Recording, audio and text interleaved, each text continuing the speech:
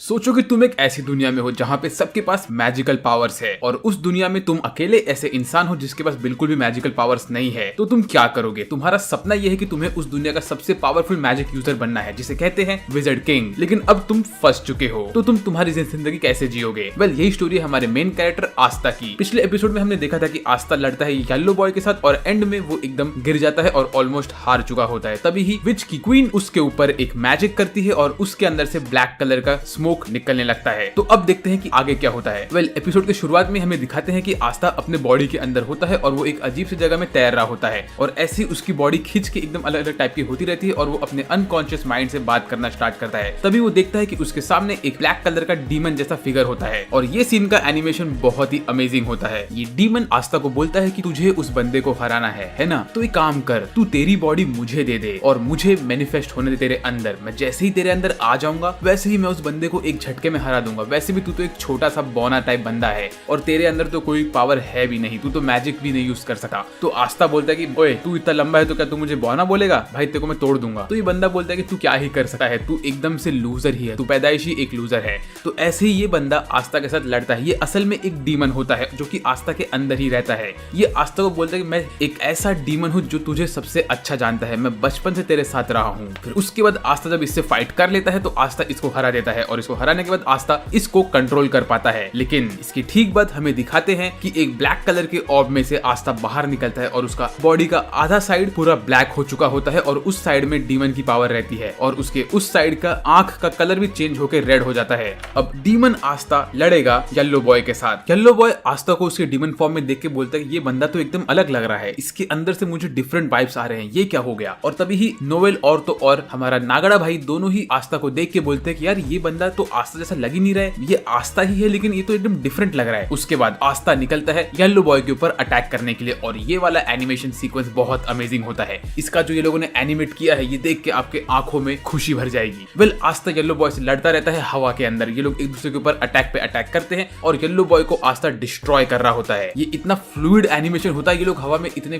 Fluidly move करते हैं और अटैक करते हैं एक दूसरे के ऊपर कि मैं आपको क्या बताऊं। आपको ये सीक्वेंस अच्छे से देखना चाहिए। आस्था अपनी इस डीमन वाली पावर को बहुत अच्छे से यूज करता है। यहाँ पे वो लोग उड़ते रहते हैं हवा में, येलो बॉय उसके ऊपर मल्टीपल अटैक्स करता है लेकिन आस्था उन सबको डॉच करके येलो बॉय की तरफ जाता रहता है और बूम, जैसे वो येलो बॉय के पास पहुंचता है तो वो उसको काट देता है आधे में। लेकिन येलो बॉय तो भी हार नहीं मानता, वो वापस से आस्था के ऊपर अटैक करता है और आस्था को पकड़ लेता है और बोलता है कि अब तू क्या करेगा? लेकिन तभी ही आस्था उसको पकड़ के जमीन पे फेंकता है और जैसे ही जमीन पे गिरता है येलो बॉय तो पूरा जमीन फट जाता है। फिर उसके बाद हमें वापस से दिखाते हैं कि आस्था असल में अपने बॉडी के अंदर ही होता है और वो वापस से उस जगह में तैर रहा होता है। वो बोलता है कि इस जगह पे मुझे एकदम शांति मिल रही है, मेरी बॉडी में बहुत पावर आ गया है, मुझे ऐसा फील हो रहा है। और तभी ही आस्था उड़ के येलो बॉय का पेट काट देता है। ये सब चीज विच देख रही होती है और वो बोलती है कि उसे लगा कि असल में आस्था बेहोश हो चुका होगा लेकिन आस्था अभी भी कंट्रोल में है अपने बॉडी के। फिर वो कहती है कि जो आस्था का स्वॉर्ड है, द डीमन ड्वेलर स्वॉर्ड, वो स्वॉर्ड एक ऐसा स्वॉर्ड है कि वो एक एंटी मैजिक स्वॉर्ड है। लेकिन उसमें प्रॉब्लम ये है कि वो स्वॉर्ड को जो भी बंदा यूज करता है तो वो स्वॉर्ड उस बंदे की सारी मैजिक एक साथ अपने अंदर खींचती रहती है, इसीलिए वो हमेशा मैजिक काट पाती है। तो इसी वजह से उस स्वॉर्ड को कोई भी इंसान विल्ड नहीं कर पाता है, क्योंकि अगर किसी ने भी उस स्वॉर्ड को पकड़ा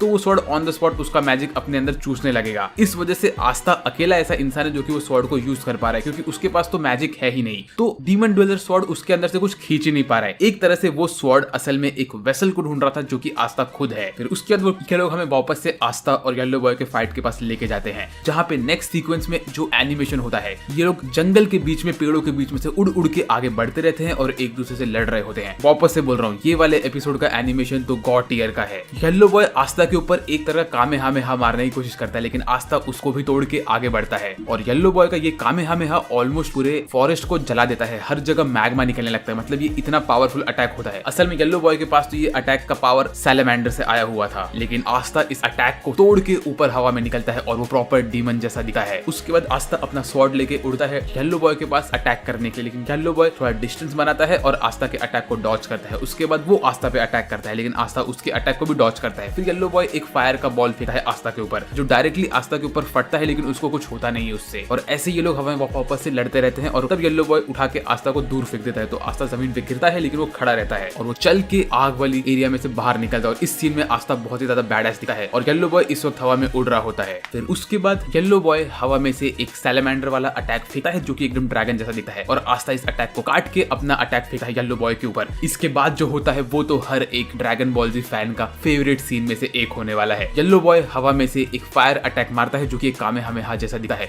मीनवाइल आस्था जमीन पे से एक और डार्क मैजिक वाला अटैक मारता है और यहाँ पे इन लोग के बीच में होता है एक बीम स्ट्रगल, जो कि ऑफ कोर्स हर एक ड्रैगन बॉल जी का फैन जानता है। जो ड्रैगन बॉल जी में हमेशा कामेहामेहा का दो लोग के बीच का बीम स्ट्रगल होता था, सेम टू सेम वैसा बीम स्ट्रगल यहाँ पे होता है। येलो बॉय हवा में अपना फ्लेम वाला बीम मारता है और आस्था जमीन से अपना डार्क वाला बीम मारता है और ये सीन देख के मेरे अंदर का ड्रैगन बॉल जी वाला फैन बहुत खुश हो गया था। और इसी अटैक के खत्म होने के ठीक बाद आस्था उड़ते उड़ते हवा में आता है और येलो बॉय को खत्म कर देता है ब्लैक मीटियोराइट अटैक यूज करके। वापस से बोल रहा हूँ, इस पूरे सीक्वेंस में बेस्ट क्वालिटी का एनिमेशन था। फिर इसके ठीक बाद हमें दिखाते हैं कि येलो बॉय जमीन पे गिरा हुआ होता है और उसका डायमंड टूट जाता है और येलो बॉय अचानक से एक बूढ़ा आदमी बन जाता है क्योंकि उसकी पूरी बॉडी सूख जाती है। फिर आस्था अपने डीमन फॉर्म में चल के येलो बॉय के पास जाता है तो येलो बॉय बोलता है कि प्लीज तुम मुझे खत्म कर दो क्योंकि मैं हार चुका हूँ। लेकिन आस्था उसको खत्म करने जाकर बोलता है, अबे ओए, मैं तुझे खत्म नहीं करूंगा, मैं तुझे मेरे साथ लेके जाऊंगा ताकि तू सब लोग से माफी मांगे जिन भी लोगों के साथ तूने गलत काम किया है, समझा क्या? तो ये देख के नोवेल और हमारा नागड़ा भाई दोनों ही बोलते हैं चलो आस्था बदला नहीं है, ये हमारा आस्था ही है। और उसके ठीक बाद आस्था के अंदर से डीमन पावर निकल जाती है। तो आस्था बोलता है कि वो ब्लैक चीज क्या था जो मेरे अंदर था। मुझे ऐसा फील हुआ कि मेरे पास बहुत ही अमेजिंग पावर आ गया था, लेकिन मुझे ये नहीं पता कि मैं उसे यूज कैसे करूं अपने आप से। वेल, मैं इसे मास्टर करने की कोशिश करूंगा। और उसके ठीक बाद आस्था की पूरी बॉडी दुखने लगती है क्योंकि ऑफ कोर्स अब उसके अंदर से डीमन का पावर खत्म हो गया है, तो उसको सारा का सारा पेन मिलता है। तो वो भाग के जाता है डायमंड बॉय के पास, उसको मार मार के उठाता है, बोलता है भाई उठ उठ, तेरा फ्लेम रिकवरी मैजिक यूज कर मेरे ऊपर। लेकिन डायमंड बॉय सोया हुआ रहता है। फिर आस्था बोलता है कि अब मैं क्या करूं। उसी वक्त वहां पे क्वीन आ जाती है और क्वीन को वहां पे देख के आस्था खुश हो जाता है। उसको लगता है क्वीन वहां पे उसकी हेल्प करने के लिए आई है। तो आस्था बोलता है, queen thank you so much कि आपने मेरे हाथ ठीक कर दिए। अब मैं आपसे बस एक और रिक्वेस्ट मांग रहा हूँ, क्या आप प्लीज मेरे सारे के सारे दोस्तों को और जो भी लोग यहाँ पे उन सबको भी हील कर सकती हो? तो क्वीन बोलती है कि इम्परफेक्ट बच्चे, उस चीज की जरूरत नहीं पड़ेगी। ऐसा बोल के क्वीन एक ब्लड मैजिक यूज करती है जिस वजह से हर जगह खून की नदियां बहने लगती है और हर एक इंसान जो यहाँ पे होता है वो लोग क्वीन के मैजिक में फंस जाते हैं और ये सब लोग एक ब्लड के क्रॉस के ऊपर अटक गए होते हैं। और इस मैजिक का नाम होता है blood creation magic, fresh blood execution ground. और ये मैजिक बहुत ही खतरनाक रहता है। यहाँ पे क्वीन ने हर एक इंसान को क्रूसिफाइड कर दिया होता है। ये देख के आस्था बोलता है कि अरे क्वीन तुम क्या कर रही हो? और वो ऐसा बोल के क्वीन के ऊपर भड़कने वाला होता है कि तभी आस्था की पूरी बॉडी दुखने लगती है और उसका शेप चेंज होने लगता है। तभी क्वीन बोलती है कि ब्लड को कंट्रोल करना है, यही मेरा मैजिक है। और जब मैंने तुझे हील किया था मेरे हीलिंग वाले मैजिक से, तभी मैंने मेरे ब्लड को तेरे ब्लड के साथ जोड़ दिया था। अब मैं तेरे बॉडी को अपने मर्जी से कंट्रोल कर सकती हूँ आस्था। और इस सीन में आस्था बहुत पेन में रहता है। वो बोलती है कि मैं तो ये डीमन ड्वेलर स्वॉर्ड नहीं यूज कर सकती, लेकिन इसे तू यूज कर सकता है, तो तू अब से मेरा पपेट है, समझा क्या? और वो यूज करती है आस्था के ऊपर ब्लड मैजिक, पपेट्स ब्लड। और आस्था अपना स्वॉर्ड बाहर निकालता है विच के कमांड के अंदर और ऐसे ही आस्था विच का एक पपेट बन जाता है। फिर क्वीन आस्था को बोलती है कि मैं तुझे अभी हील करूंगी। ऐसा बोल के वो हीलिंग मैजिक यूज करते हैं और आस्था ठीक होता है। तब क्वीन बोलती है कि अब मैं तुझे मेरा पपेट बना के रखूंगी और मेरे सारे के सारे काम मैं तुझसे कराऊंगी। भले ही मैं डीमन ड्वेलर स्वॉर्ड नहीं यूज कर सकती, लेकिन जब तू यूज करेगा तो मेरे कमांड में यूज करेगा। फिर ऐसे ही जब आस्था ठीक होता है तो वापस से उसकी डीमन वाली पावर एक्टिवेट हो जाती है क्योंकि इस पावर को पहले भी विच ने ही एक्टिवेट करवाया था। फिर विच बोलते कि अब तेरा पहला काम ये होगा कि तू यहाँ पे सारे के सारे लोगों को खत्म कर देगा। इसके बाद आस्था पूरे विच के कंट्रोल में होता है और वो एकदम भड़का हुआ रहता है अपने डीमन फॉर्म में। तो विच बोलते है कि अब मैं तुम में से पहले किसे खत्म करूं? ओके आस्था, तुम जाओ और ये रॉयल वाली बंदी को मार दो। तो आस्था जाता है नोवेल के पास अटैक करने के लिए और सब लोग आस्था को बोलते हैं कि आस्था तुम रुक जाओ, ऐसा मत करो। और नोवेल भी एकदम से डरी हुई होती है। आस्था अपना स्वॉर्ड उठाता है और नोवेल के ऊपर अटैक करने वाला होता है। तभी ही नोवेल बोलते है कि प्लीज आस्था तुम उठ जाओ, मुझ पे अटैक मत करो, प्लीज आस्था प्लीज। लेकिन आस्था पूरी तरह से ये विच के कंट्रोल में होता है। सब लोग चिल्लाते रह जाते हैं और तभी ही आस्था अटैक करता है और उसका स्वॉर्ड नोवेल को टच करने वाला होता ही है कि तभी आस्था अपने दूसरे हाथ से इसको रोकता रहता है। तो तब हमें ये मालूम पड़ता है कि आस्था अभी भी कॉन्शियस है उसके बॉडी के अंदर। तो फिर विच ये देख के बोलती है कि अब मुझे मेरी सारी की सारी ताकत एक साथ यूज करनी पड़ेगी। तो विच क्वीन वापस से आस्था के ऊपर पूरा ब्लड मैजिक एक साथ मारती है और उसको वापस से कमांड देती है। तो यहाँ पे बेचारा आस्था भी खुद को रोक नहीं पाता है और वो आगे बढ़ता है नोवेल के ऊपर हमला करने के लिए। तो ये सब देख के हमारी बेवड़ी विच टेंशन में आ जाती है, बोलती है कि प्लीज क्वीन आप ऐसा मत करिए, आप हम लोग को छोड़ दीजिए। मैं आपसे वादा करती हूँ कि मैं आजकल कभी भी यहाँ से दूर नहीं जाऊंगी और हमेशा के लिए आपकी गुलाम बन के रहूंगी। तो हमारी विच क्वीन बोलती है कि वेनेसा, मेरे भविष्यवाणी में मुझे पहले ही कहा गया था कि तुम जब यहाँ से भाग जाओगी तो तुम कुछ समय बाद वापस से मेरे पास आओगी, इसीलिए मैंने कभी तुम्हारा पीछा नहीं किया। तुम मेरे लिए बहुत इंपॉर्टेंट हो, लेकिन तुमने मुझे छोड़ दिया था। वो भी क्यों? क्योंकि तुम इन गधे लोगों के साथ रह सको। तुम उस गधे इंसान की बातों में आ गई थी। मैं तुम्हारी मदर हूँ, मैं तुम्हारी फैमिली हूँ वेनिसा। तुमने मुझे छोड़ के इन्हें क्यों चुना और तुम्हें उससे क्या मिल गया? वेल, अब मैं तुम्हें डिस्पेयर दूंगी। फिर उसी के बाद हमारी प्यारी विच रोने लगती है। तो और तभी हमें उसका बैक स्टोरी दिखाते हैं, जहाँ पे हमें ये दिखाते हैं कि वो बचपन में एक एज में बंद रहती है और सारी की सारी दूसरी विचेस बाहर आराम से उड़ रही होती है। तो वो बोलती है कि मैं इसके अंदर क्यों बंद हूँ। तभी क्वीन वहाँ पे आती है और वो बोलती है मेरी प्यारी वेनिसा, तुम इसके अंदर इसलिए बंद हो क्योंकि मैं चाहती हूँ कि तुम तुम्हारे मैजिक पावर पे अच्छा कंट्रोल कर सको। तो वेनिसा बोलती बोलती है कि पर क्वीन मेरी ये पावर इतनी पावरफुल है भी नहीं। तो ये बोलती है कि तुम यहाँ से तब तक बाहर नहीं निकल पाओगे जब तक तुम अपनी डेस्टिनी चेंज नहीं करोगी। मेरी भविष्यवाणी में मुझे कहा गया था कि तुम सबसे पावरफुल विच बनने वाली हो और ये जो तुम्हारा थ्रेड मैजिक है ये सबसे इंसेन मैजिक बनने वाला है। तो तुम इस पे कोशिश करती रहो और अपनी डेस्टिनी को फॉलो करती रहो। तब तक के लिए मैं तो चली। फिर ऐसे ही हमें दिखाते हैं कि विच उसी केज में अटकी हुई होती है और वो अपने थ्रेड से बातें करती रहती है। फिर उसे समझ में आता है कि बाहर असल में एक इंट्रूडर आया हुआ है। तो तभी ही उसके सामने वाला दीवार टूट जाता है और उसका केज भी कट जाता है और इसमें से निकलता है यामी। यामी यहाँ पे गलती से आ गया होता है। वो बोलता है कि ये सब लड़कियां मुझे क्यों पीछा कर रही है मेरा, मैं जानता हूँ कि मैं बहुत हैंडसम हूँ लेकिन ऐसा क्यों हो रहा है। वेल वो जो बूढ़ी विच थी वो इतनी पावरफुल तो थी नहीं। तो ये सुन के वेनिसा बोलती है कि क्या आप विच क्वीन से लड़ रहे थे। तो यामी बोलता है कि हाँ मैं उससे लड़ तो रहा था लेकिन उसमें इतनी ताकत नहीं थी, भले ही उसने मुझे इतना दूर फेंक दिया फिर भी उसमें इतनी ताकत नहीं थी। फिर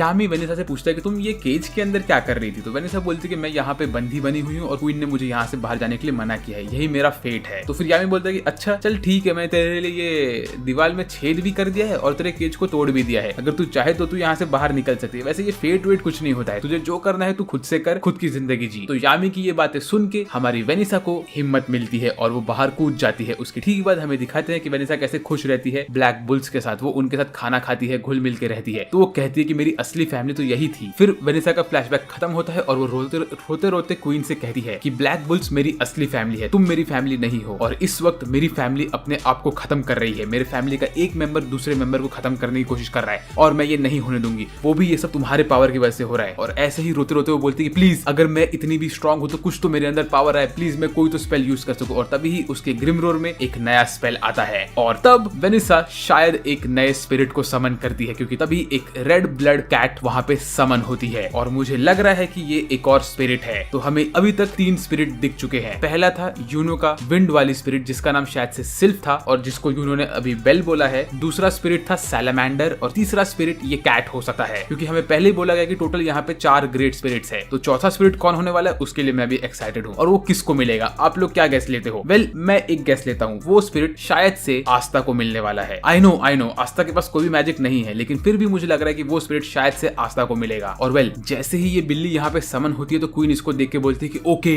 तो तुमने तुम्हारे फेट और डेस्टिनी पे कंट्रोल पा लिया है। उसके बाद ये बिल्ली भाग के जाती है और आस्था को टच करती है लेकिन इससे कुछ नहीं होता है। आस्था चल के जाता है नोवेल के पास और अपना अटैक करके नोवेल की मुंडी काट देता है। और ये सब देख के हमारी वेनिसा बहुत रोने लगती है, बोलती है कि प्लीज ऐसा मत करो। और तभी ही सब कुछ टाइम में पीछे जाता है और आस्था ने नोवेल के ऊपर ये अटैक नहीं किया होता है और जब वो अटैक करने जाता है तो आस्था ये अटैक मिस कर देता है। ये देख के क्वीन बोलती है कि है ये क्या हुआ, मैंने डेफिनेटली देखा था कि ये बंदे ने जब अटैक किया तो ये नोवेल्टी वाली लड़की का मुंडी कट गया था लेकिन इसने दोबारा अटैक किया और इस बार मिस कर दिया, ऐसा कैसे हो गया। फिर इसके बाद क्वीन वापस से आस्था को कमेंट करती है कि आस्था तुम इस लड़की को खत्म कर दो। तो आस्था वापस से अपना स्वॉर्ड लेता है और वो गिरी हुई नोवेल के ऊपर वो स्वॉर्ड धसा रहा होता है। तो वापस से हमारी वेनिसा बोलती है नहीं आस्था ऐसा मत करो। हमें ये लोग क्लियरली दिखाते हैं कि आस्था ने ये अटैक करके नोवेल को मार दिया होता है लेकिन वापस से टाइम रिवाइंड होता है और आस्था अपना अटैक मिस कर देता है। तो क्वीन बोलती है कि यहाँ पे डेफिनेटली कुछ तो हो रहा है, मैं एक काम करती हूँ मैं दूसरे बंदे के ऊपर अटैक करवाती हूँ। तो आस्था भाग के जाता है और हमारे फिनरल के ऊपर अटैक करने वाला होता है। यहाँ पे भी वो कैट आती है और आस्था को सिर्फ टच करती है और हमें क्लियरली दिखाते हैं कि यहाँ पे फिनरल भी आधे में कट गया होता है लेकिन वापस से हमारी वेनिसा रोती है और बोलती है आस्था तुम ऐसा मत करो। और हमें दिखाते हैं कि इन ट्रूथ में आस्था ने वापस से अपना अटैक मिस किया होता है। तो फिर हमारी क्वीन बोलती है कि अब मुझे समझ आया क्या हो रहा है, ये जो कैट है ये जब भी किसी को भी टच कर रही है तो उसके टच करने के बाद टाइम वापस से ऑल्टर हो रहा है और जो असली रियलिटी जो होने वाला होता है वो होने की जगह पे एक ऑल्टरनेट रियलिटी बन रहा है जहाँ पे वेनिसा जो चाहती है वो होता है। तो असल में तो आस्था ने इन लोग को मार दिया होता अगर वेनिसा के कैट ने इन लोग को टच नहीं किया होता, लेकिन वेनिसा ऐसा सोच रही है कि आस्था अपने अटैक्स को मिस कर रहा है और इसी वजह से वही सच में हो रहा है। तो ये जो कैट है ये असल में फेट को चेंज कर सकती है। वाओ वेनिसा तुमने आखिर अपने फेट को कंट्रोल करना सीख ही लिया। फिर इसके बाद विच आस्था को बोलते कि आस्था उस बिल्ली को मारो। तो आस्था जैसे ही बिल्ली के ऊपर हमला करता है तो वो बिल्ली के आर पार उसकी स्वॉर्ड निकल जाती है और कुछ नहीं होता है। लेकिन इसके बाद विच का मैजिक अपने आप टूट जाता है। तो विच बोलती है कि मेरा मैनिपुलेशन फेल कैसे हो गया और आस्था के ऊपर से पपेट वाला मैजिक निकल लेता है। फिर इसके बाद गुस्से में क्वीन वेनिसा के ऊपर अपना ब्लड कंट्रोलिंग वाला मैजिक यूज करती है और वेनिसा के आंखों के आसपास लाल लाल नसें आ जाती है और वेनिसा ऑलमोस्ट फटने वाली होती है। और तभी ही ये विच अपना ग्रिम रिपर का साइथ निकालती है और वेनिसा के ऊपर अटैक करने आती है। लेकिन वापस से हमारी बिल्ली इस विच को अपने माथे पे टच करती है और विच का अटैक टूट जाता है और सारे के सारे लोग इसके बंधन से बच जाते हैं और हर जगह खून की बारिश हो रही होती है। फिर विच क्वीन एकदम दुख में और सदमे में नीचे झुकी हुई होती है और वो वेनिसा को बोलती है कि वेनिसा मैं तुमसे हार गई। लेकिन ये सब कैसे हुआ। तो वेनिसा बोलती है कि कि क्वीन, मेरे में और तुम्हारे में कोई भी बॉन्ड नहीं है, मेरी बॉन्ड तो मेरे ब्लैक बुल्स की फैमिली के साथ ही है। फिर इसके बाद हमें अगले सीन में दिखाते हैं विच क्वीन का एक फ्लैशबैक, जहाँ पे वो देखती है कि बच्ची वेनिसा उसके पास आती है अपना थ्रेड से कुछ बना के और बोलती है कि मैंने ये डॉल बनाया है। तो ये देख के क्वीन बोलती है कि वेनिसा तुम बहुत ही अच्छी हो। उसके बाद फ्लैशबैक जब खत्म होता है तो क्वीन वेनिसा को बोलती है कि वेनिसा मैं तुमसे हार गई। ऐसा बोल के क्वीन अपना रिकवरी मैजिक यूज करती है पूरे के पूरे विलेज के ऊपर और इस रिकवरी मैजिक से सारे के सारे ह्यूमंस वहां के ठीक हो जाते हैं। यहाँ तक कि हमारे सारे heroes, magical knights including witches, सब लोग ठीक हो जाते हैं। यहाँ तक कि हमारा येलो बॉय भी ठीक हो जाता है और विच क्वीन वहां से निकलने लगती है। तभी नोएल बोलते हैं कि क्या हम जीत गए? तो सब लोग बोलते हैं कि डेफिनेटली। फिर सब लोग एक दूसरे से गले मिलते हैं, बोलते हैं कि हम लोग खुश है कि ये मिशन आखिर कंप्लीट हो गया,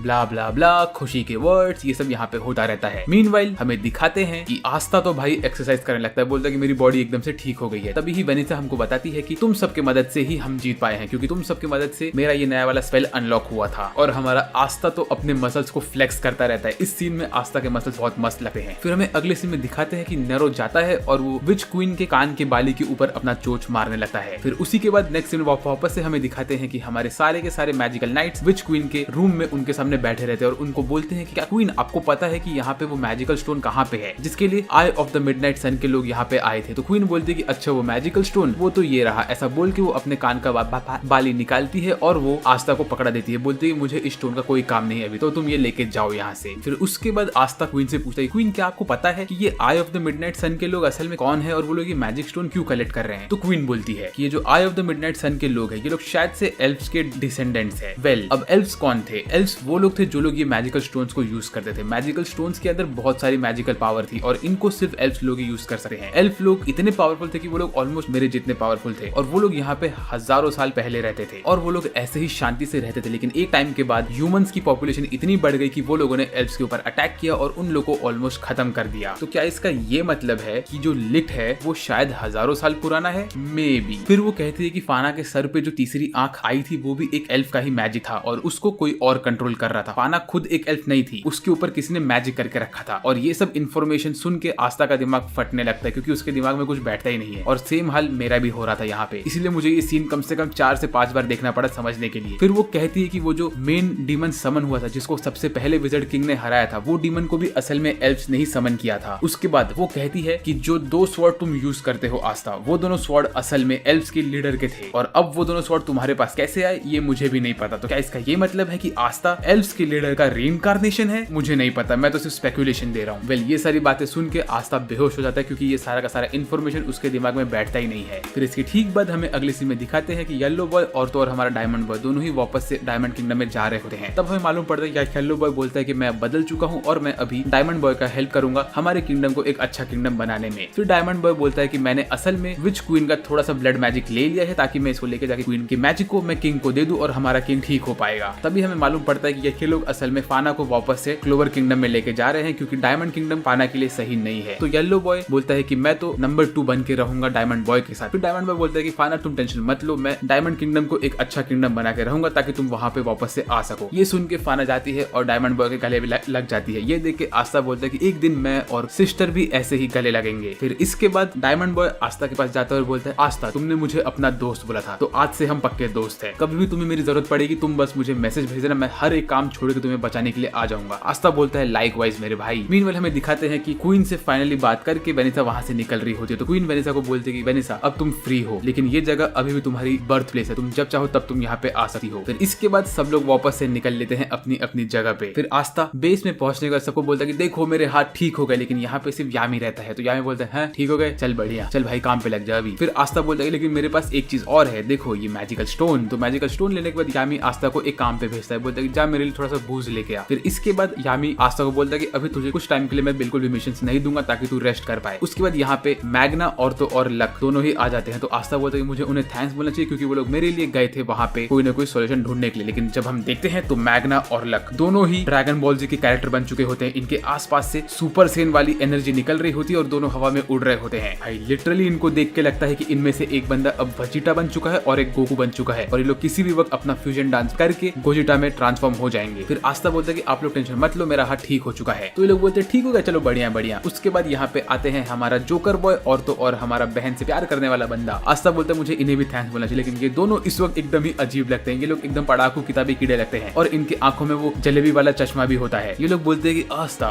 हम तुम्हारे लिए सॉल्यूशन नहीं ढूंढ पाए, लेकिन हम मेहनत करते रहेंगे। तो आस्था बोलते हैं जरूरत नहीं है, मेरे हाथ तो पहले ठीक हो गए। तो ये सुन के अपनी बहन से प्यार करने वाला बंदा आस्था को धरता और बोलता है कि साले तूने हमें पहले क्यों नहीं बताया, मैंने कहा ना कि मैं तेरा हाथ ठीक करूंगा कुछ टाइम बाद, चल तू तेरा हाथ फिर से फोड़ ले। और ऐसे बात करते करते इस बंदे के नाक से खून निकलने लगता है। तभी हमारा जोकर बॉय बोलता है कि मैंने जान लिया है कि तुम्हारे नाक से सिर्फ तब खून निकलता है जब तुम किसी उसके बारे में सोचते हो जिससे तुम प्यार करते हो या जिसकी तुम केयर करते हो। तो तुम्हारे नाक से सिर्फ दो लोग के लिए खून निकलता है, एक तो तुम्हारी बहन मारी हो गई और एक आस्था हो गया। तो इनडायरेक्टली तुम्हें आस्था भी पसंद है। वेल मुझे अभी भी समझ में नहीं आ रहा है कि जो जोकर बॉय है इसके पास पावर क्या है। अब तक इसको एनिमे में हमेशा से भगा दिया गया है, लाइक इसका कभी कुछ पावर दिखाया नहीं। ये बंदा एकदम कोने में रहता है, एकदम हल्का हल्का बात करता है, कोई इससे बात ही नहीं करता है, इसको एकदम छुपा के रखा है। मुझे ऐसा लग रहा है इसके पास इनसेन पावर होने वाली है जो कि लोग बाद में रिवील करेंगे। फिर उसके बाद आते हैं चामी और तो और ग्रे। ये लोग जैसे ही एंट्री लेते तो इनके पूरे बॉडी पे मशरूम्स लगे हुए होते हैं। तब हमें मालूम पड़ता है कि ये लोग असल में जिस जगह गए थे वहां पे बहुत सारे पैरासाइट वाले मशरूम होते हैं। तो चामी इन सब मशरूम्स को खाती रहती है और बोलती है कि बहुत बढ़िया मशरूम्स है। उसके बाद रात के टाइम पे ये लोग मस्त पार्टी करते हैं, मजे से खाना खाते हैं और पीते रहते हैं। मीनवेल यामी आस्था को एक से एक घर के काम देता है, बोलता है कि तू बर्तन धो, घर की सफाई कर, उसके बाद कपड़े धो, ये कर वो कर, और आस्था हर एक काम करता रहता है खुशी खुशी। और फिर हमारी विच वेनिसा सबको पकड़ के मस्त मजे से नाचती है खुशी में। फिर हमें अगले सीन में दिखाते हैं कि यामी ने विजर्ड किंग के पास जाके उसको वो मैजिकल स्टोन दे दिया होता है। तो विजर्ड किंग वो स्टोन लेने के बाद बोलता है कि यामी तुमने बहुत अच्छा काम किया है, लेकिन अब मैं तुम्हें थोड़ा लीड देता हूँ। हमें पता चल चुका है कि ये आई ऑफ द मिडनाइट सन के लोग कहाँ रहते हैं और उनका लोकेशन कहाँ पे है, और अब हमने डिसाइड किया कि हम उनके ऊपर अटैक करने वाले हैं। तो अब चीजें बहुत इंटरेस्टिंग होने वाली है। फिर हमें अगले सीन में दिखाते हैं कि यामी रेडी होता है फेस्टिवल के लिए और उसके सारे टीम मेंबर्स उससे पूछते हैं कि ये फेस्टिवल कब है, लेकिन आस्था पूछता है ये फेस्टिवल क्या है। तो सब लोग बोलते हैं कि तुझे फेस्टिवल के बारे में भी नहीं पता। हाँ। तो हमें फिनरल एक्सप्लेन करता है कि फेस्टिवल क्या होता है। फेस्टिवल होता है एक ऐसा फेस्टिवल है, ये मैंने क्या बोल दिया, वेल ठीक है। फेस्टिवल एक ऐसा इवेंट होता है जहाँ पे पूरे साल के बाद विजर्ड किंग हर एक स्क्वाड को बताता है कि कौन सा स्क्वाड टॉप पे है सबसे ज्यादा स्टार्स के साथ और कौन सा स्क्वाड लास्ट पे है। अब तक तो ब्लैक बुल्स हमेशा लास्ट पे रहते हैं। इसके साथ ही साथ फेस्टिवल में बहुत सारे इवेंट्स होते हैं, पटाखे फूटे हैं, खाने के लिए स्टॉल्स होते हैं और बहुत सारी अलग अलग चीजें होती है। तो ये सुन के हमारे सारे बॉयज खुश रहते हैं फेस्टिवल के लिए और डांस करते रहते हैं। मीनवाइल हमें अगले सीन में दिखाते हैं कि ये लोग ऐसे ही फेस्टिवल में पहुंच जाते हैं और सब लोग अपने अपने जगह निकल लेते हैं। हमारी बेवड़ी विच वेनिसा भाग जाती है पीने के लिए, हमारी चामी तो ला बोल के निकल लेती है खाना खाने के लिए। मीनवाइल मैग्ना, गाची, लक सब लोग कहीं ना कहीं निकल लेते हैं, ग्रे तक निकल लेता है और हमारा जोकर बॉय को तो एक बच्चा पूछता है कि भाई आपने ये अजीब सा मास्क कहाँ से लिया। फिर इसके बाद नोवेल और आस्था दोनों ही अकेले यहाँ पे घूमते रहते हैं और नोवेल बोलती है यही मेरा चांस है आस्था से बात करने का। तभी आस्था बोलता है कि मैंने यहाँ पे दो और लोग को बुलाया है और ये दो और लोग कोई और नहीं होते हैं, ये लोग होते हैं हमारा डांसर बॉय और सिंगिंग गर्ल। ये लोग यहाँ पे आए हुए होते हैं क्योंकि इनको फिनरल ने अपने टेलीपोर्टेशन मैजिक से यहाँ पे लाया होता है। तो इससे नोवेल और आस्था मिलते हैं और उसके बाद जो आस्था करता है वो देख के मेरा दिल खुश हो गया। आस्था इनको बोलता है कि ओए डांसिंग बॉय क्या तू अपना पैर लेके आया है। तो डांसिंग बॉय बोलता है कि हाँ मैं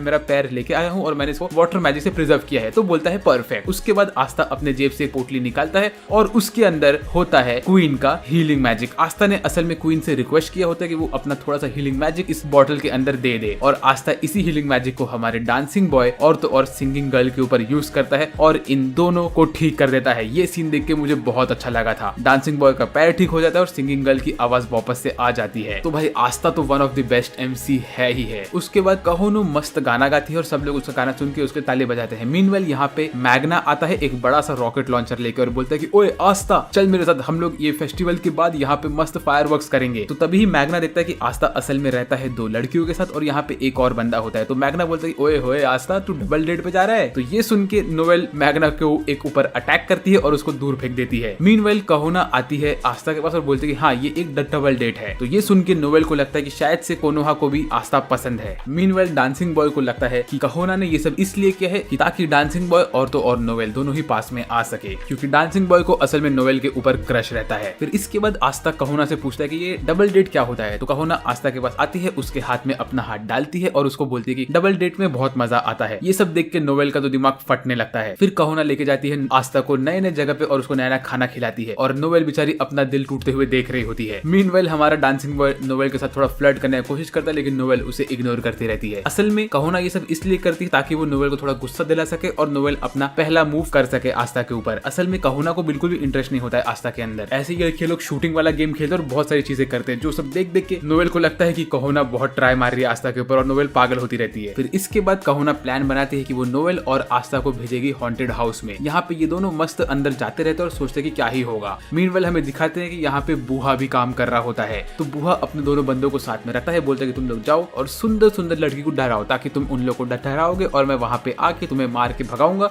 और मैं उन लड़कियों का बॉडीगार्ड बन जाऊंगा और ऐसे ही मुझे गर्लफ्रेंड मिल जाएगी। तो यही सुन के इसके दोनों चमचे जाते हैं नोवेल और आस्था को डराने के लिए, लेकिन इनको देख के नोवेल और आस्था इनके ऊपर अटैक करना स्टार्ट कर देते हैं और ये लोग पूरे के पूरे हॉन्टेड हाउस की वाट लगा देते हैं, क्योंकि आस्था को लगता है कि ये जो बंदे हैं ये लोग असल में आई ऑफ द मिडनाइट सन के ज़ॉम्बीज हैं। तो ये इनके ऊपर धड़ाधड़ अटैक करता है, यहाँ तक कि आस्था को तो बूहा भी उनमें से एक ही लगता है। तो आस्था बूहा को भी नहीं छोड़ता है। फिर पूरा हॉन्टेड हाउस डिस्ट्रॉय करने को जैसा सभी लोग आगे बढ़ते रहते हैं तो कहोना आस्था से उसके कान में पूछती कि आस्था तुम्हें नोवेल कैसी लगती है। तो आस्था बोलते हैं मुझे नोवेल तभी हमें एक छोटी बच्ची के रोने की आवाज आती है। तो आस्था देखता है कि एक बच्ची अपने मम्मी पापा से खो के बीच में रो रही होती है। तो आस्था उसको बचाने के लिए चाहता है, लेकिन तभी वहाँ पे आसपास के लोग बोलते हैं अरे ये गरीब बच्ची यहाँ पे क्या कर रही है, इसके कपड़े तो देखो ये कितनी गरीब है। ये गरीब लोग बच्चे पैदा करके उनको छोड़ क्यों देते हैं, अगर वो संभाल नहीं सके तो गरीब लोग इतने खराब होते हैं, गरीब लोग ये गरीब लोग वो, ये सभी लोग बोलते रहते हैं और आस्था ये सब सुन के भड़कने वाला होता है। लेकिन तभी नोवेल यहाँ पे आती है और वो ये बच्ची को संभाल लेती है। तो सब लोग देखते हैं कि नोवेल तो असल में सिल्वा फैमिली की है। वो लोग बोलते हैं कि रॉयल्टी ये बच्ची से इतने अच्छे से बात क्यों कर रही है। तो आस्था आके इस बच्ची को रोने से रोकने की कोशिश करता है, वो यहाँ पे आके बहुत सारे ट्रिक्स करता है तो बच्ची का रोना भी रुक जाता है। और ऐसे ही कहोना और तो और हमारा डांसिंग बॉय ये लोग भी नाचने लगते हैं, गाने लगते हैं। तो फिर नोवेल इनके पीछे अपना वाटर मैजिक यूज करती है और एक अच्छा सा स्पेक्टिकल बनाती है यहाँ पे, और ये सब के बाद ये बच्ची रोना बंद कर देती है। उसके बाद कहोना ये बच्ची का नाम लेती है अपने वाटर मैजिक के थ्रू और सब लोग को उसका नाम सुना देती है। तो इसकी मॉम को जब वो नाम पहुंचा तो उसकी मॉम यहाँ पे आती है और बच्ची को पकड़ लेती है और लेके निकलने लगती है। तभी वो देखती है कि नोवेल तो असल में एक रॉयल्टी है। तो वो नोवेल से माफी मांगती है, बोलती है कहीं मेरी बेटी ने आपको परेशान तो नहीं किया। तो नोवेल बोलती है कि आपकी बेटी ने मुझे बिल्कुल परेशान नहीं किया और ये फेस्टिवल में कौन गरीब कौन अमीर हमें ये सब नहीं देखना चाहिए, ये तो इक्वालिटी की बात है। गरीब बच्चों को भी यहाँ पे आके मजे करने का हक है,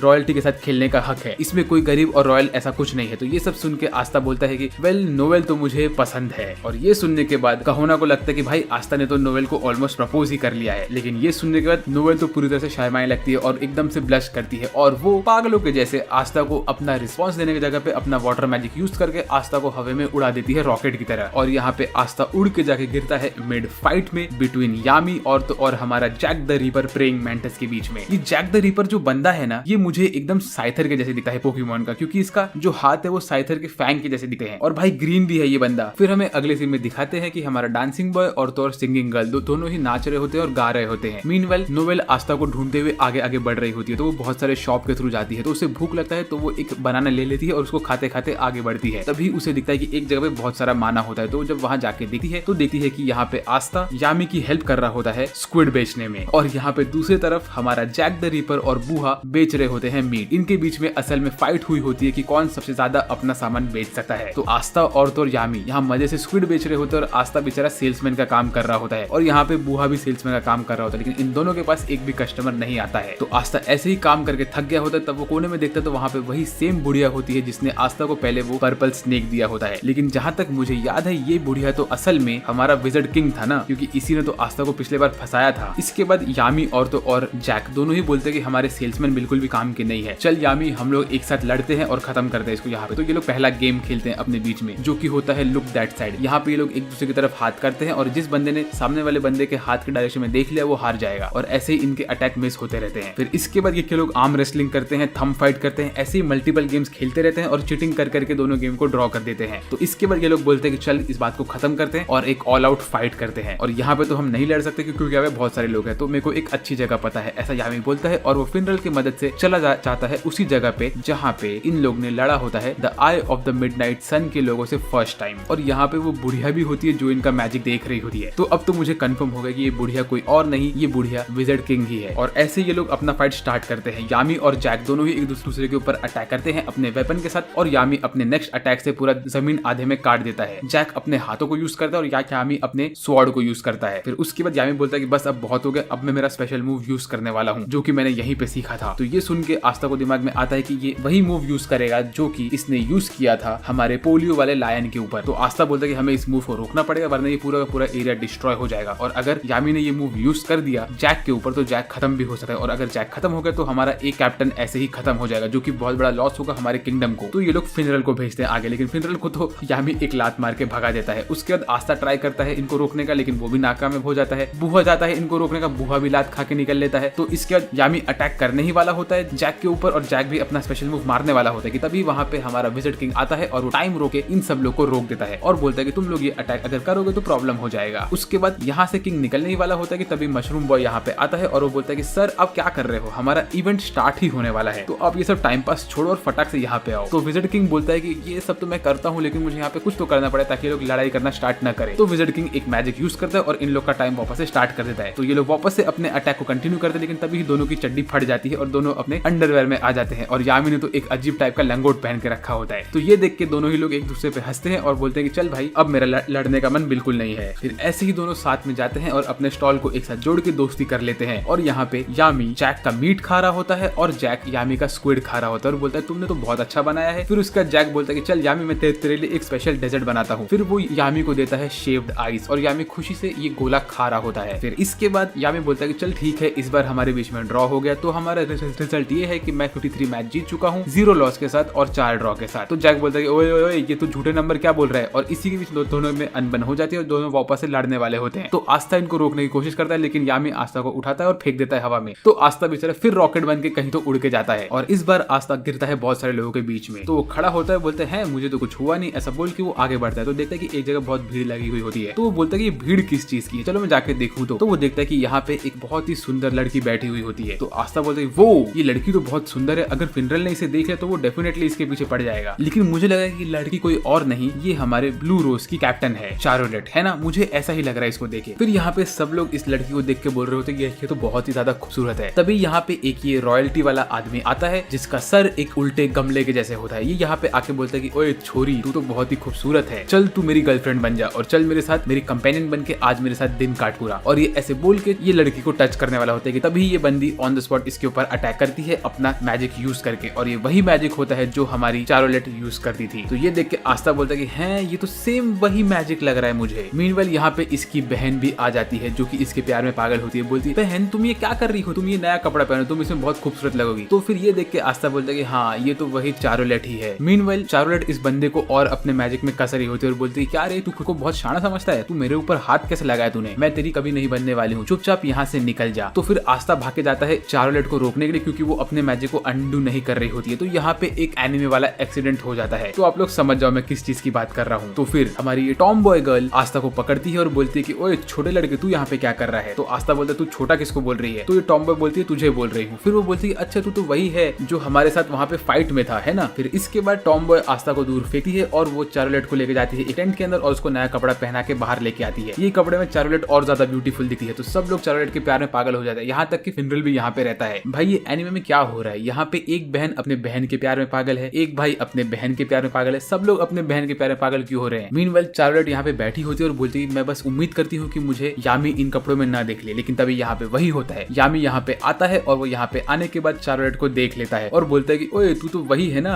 वो कोल्ड और पिकी कैप्टन, तूने ये अजीब से कपड़े क्यों पहन के रखे हैं, ऐसा बोल के वो हंसने लगता है। तो फिर चारोलेट बोलती है कि मैंने अजीब कपड़े नहीं पहने, अजीब कपड़े तो तूने पहने, तू तो कपड़े नहीं पहने, तू तो लंगोट में घूम रहा है, ऐसा बोल के वो यामी को बोलती है कि तू शांत हो जा। मीनवाइल टॉम बॉय भी यामी के ऊपर हमला करती है, बोलती है कि ओए तू मेरे कैप्टन के पास इन कपड़ों में मत आ। लेकिन तभी ही वेनेसा भी यहाँ पे आती है और वो बोलती है कैप्टन चलो हम साथ में पीते हैं। तो वेनेसा को देख के चारोलेट बोलती है ये बंदी यहाँ पे क्या कर रही है और वो यामी से इतना फ्रेंडली कैसे हो रही है। और वेनेसा भी कैप्टन को देख के बोलती है कि हैं ये लड़की कौन है, मुझे इससे नहीं हारना है। और ऐसे ही इन दोनों के बीच में यामी के लिए फाइट स्टार्ट हो जाती है। तो फिर हमारी विच वेनेसा चारोलेट को चैलेंज करती है एक फाइट में और इस फाइट को चारोलेट एक्सेप्ट नहीं करने वाली होती है। लेकिन टॉम बॉय बोलती है कि ये फाइट को हम डेफिनेटली एक्सेप्ट करेंगे क्योंकि मेरी बहन किसी से नहीं हारती है। फिर इसके बाद हमारा फिनरल यहाँ पे आता है और बोलता है कि मैं तुम्हारे फाइट का रेफरी बनूंगा और तुम्हारी पहली फाइट होगी, तुम दोनों कॉस्प्ले करोगी। तो ये लोग का कॉस्प्ले वाला फाइट स्टार्ट होता है जिसमें हमारी चारोलेट ने ड्रेसअप किया होता है एज अ विच और ये इस आउटफिट में बहुत ही सुपर्ब दिखती है और सब लोग इसको देख के इसके प्यार में पागल हो जाते हैं। तो चारोलेट बोलती है कि मेरे को पता है कि वो लड़की बहुत ही ज्यादा फ्रेंडली बन रही थी यामी के लिए, तो मैं वही कपड़ा पहनूंगी जिससे यामी मेरे साथ फ्रेंडली हो जाए। पर मैं होप करती हूँ यामी मुझे इन कपड़ों में न देखे। लेकिन यामी इसको देख के कुछ रिएक्शन नहीं देता है। तो ये बोलती है यामी क्या मुझसे प्यार करने लगा है कि नहीं। मीनवाइल वेनेसा की बारी आती है और वेनेसा ने इस वक्त पहन के रखा होता है सिस्टर के जैसे कपड़े। तो ये देख के सब लोग और ज्यादा इसके प्यार में पागल हो जाते हैं। फिनरल बोलता है कि ये वेनेसा जो 90% टाइम ऑलमोस्ट नागड़ी रहती है वो इस वक्त अपने पूरे बॉडी को कवर करके रखी है, ये तो बहुत ज्यादा कूल है। फिर इसके बाद इन दोनों के बीच में वोटिंग होता है जहाँ पे सब लोग अपना मैजिक पोर करते हैं इनके जार में और फिर फिनरल जाता है और चेक करता है कि दोनों का दोनों जार ऑलमोस्ट सिमिलर होता है। तो बोलता है कि ये ड्रॉ हो गया है,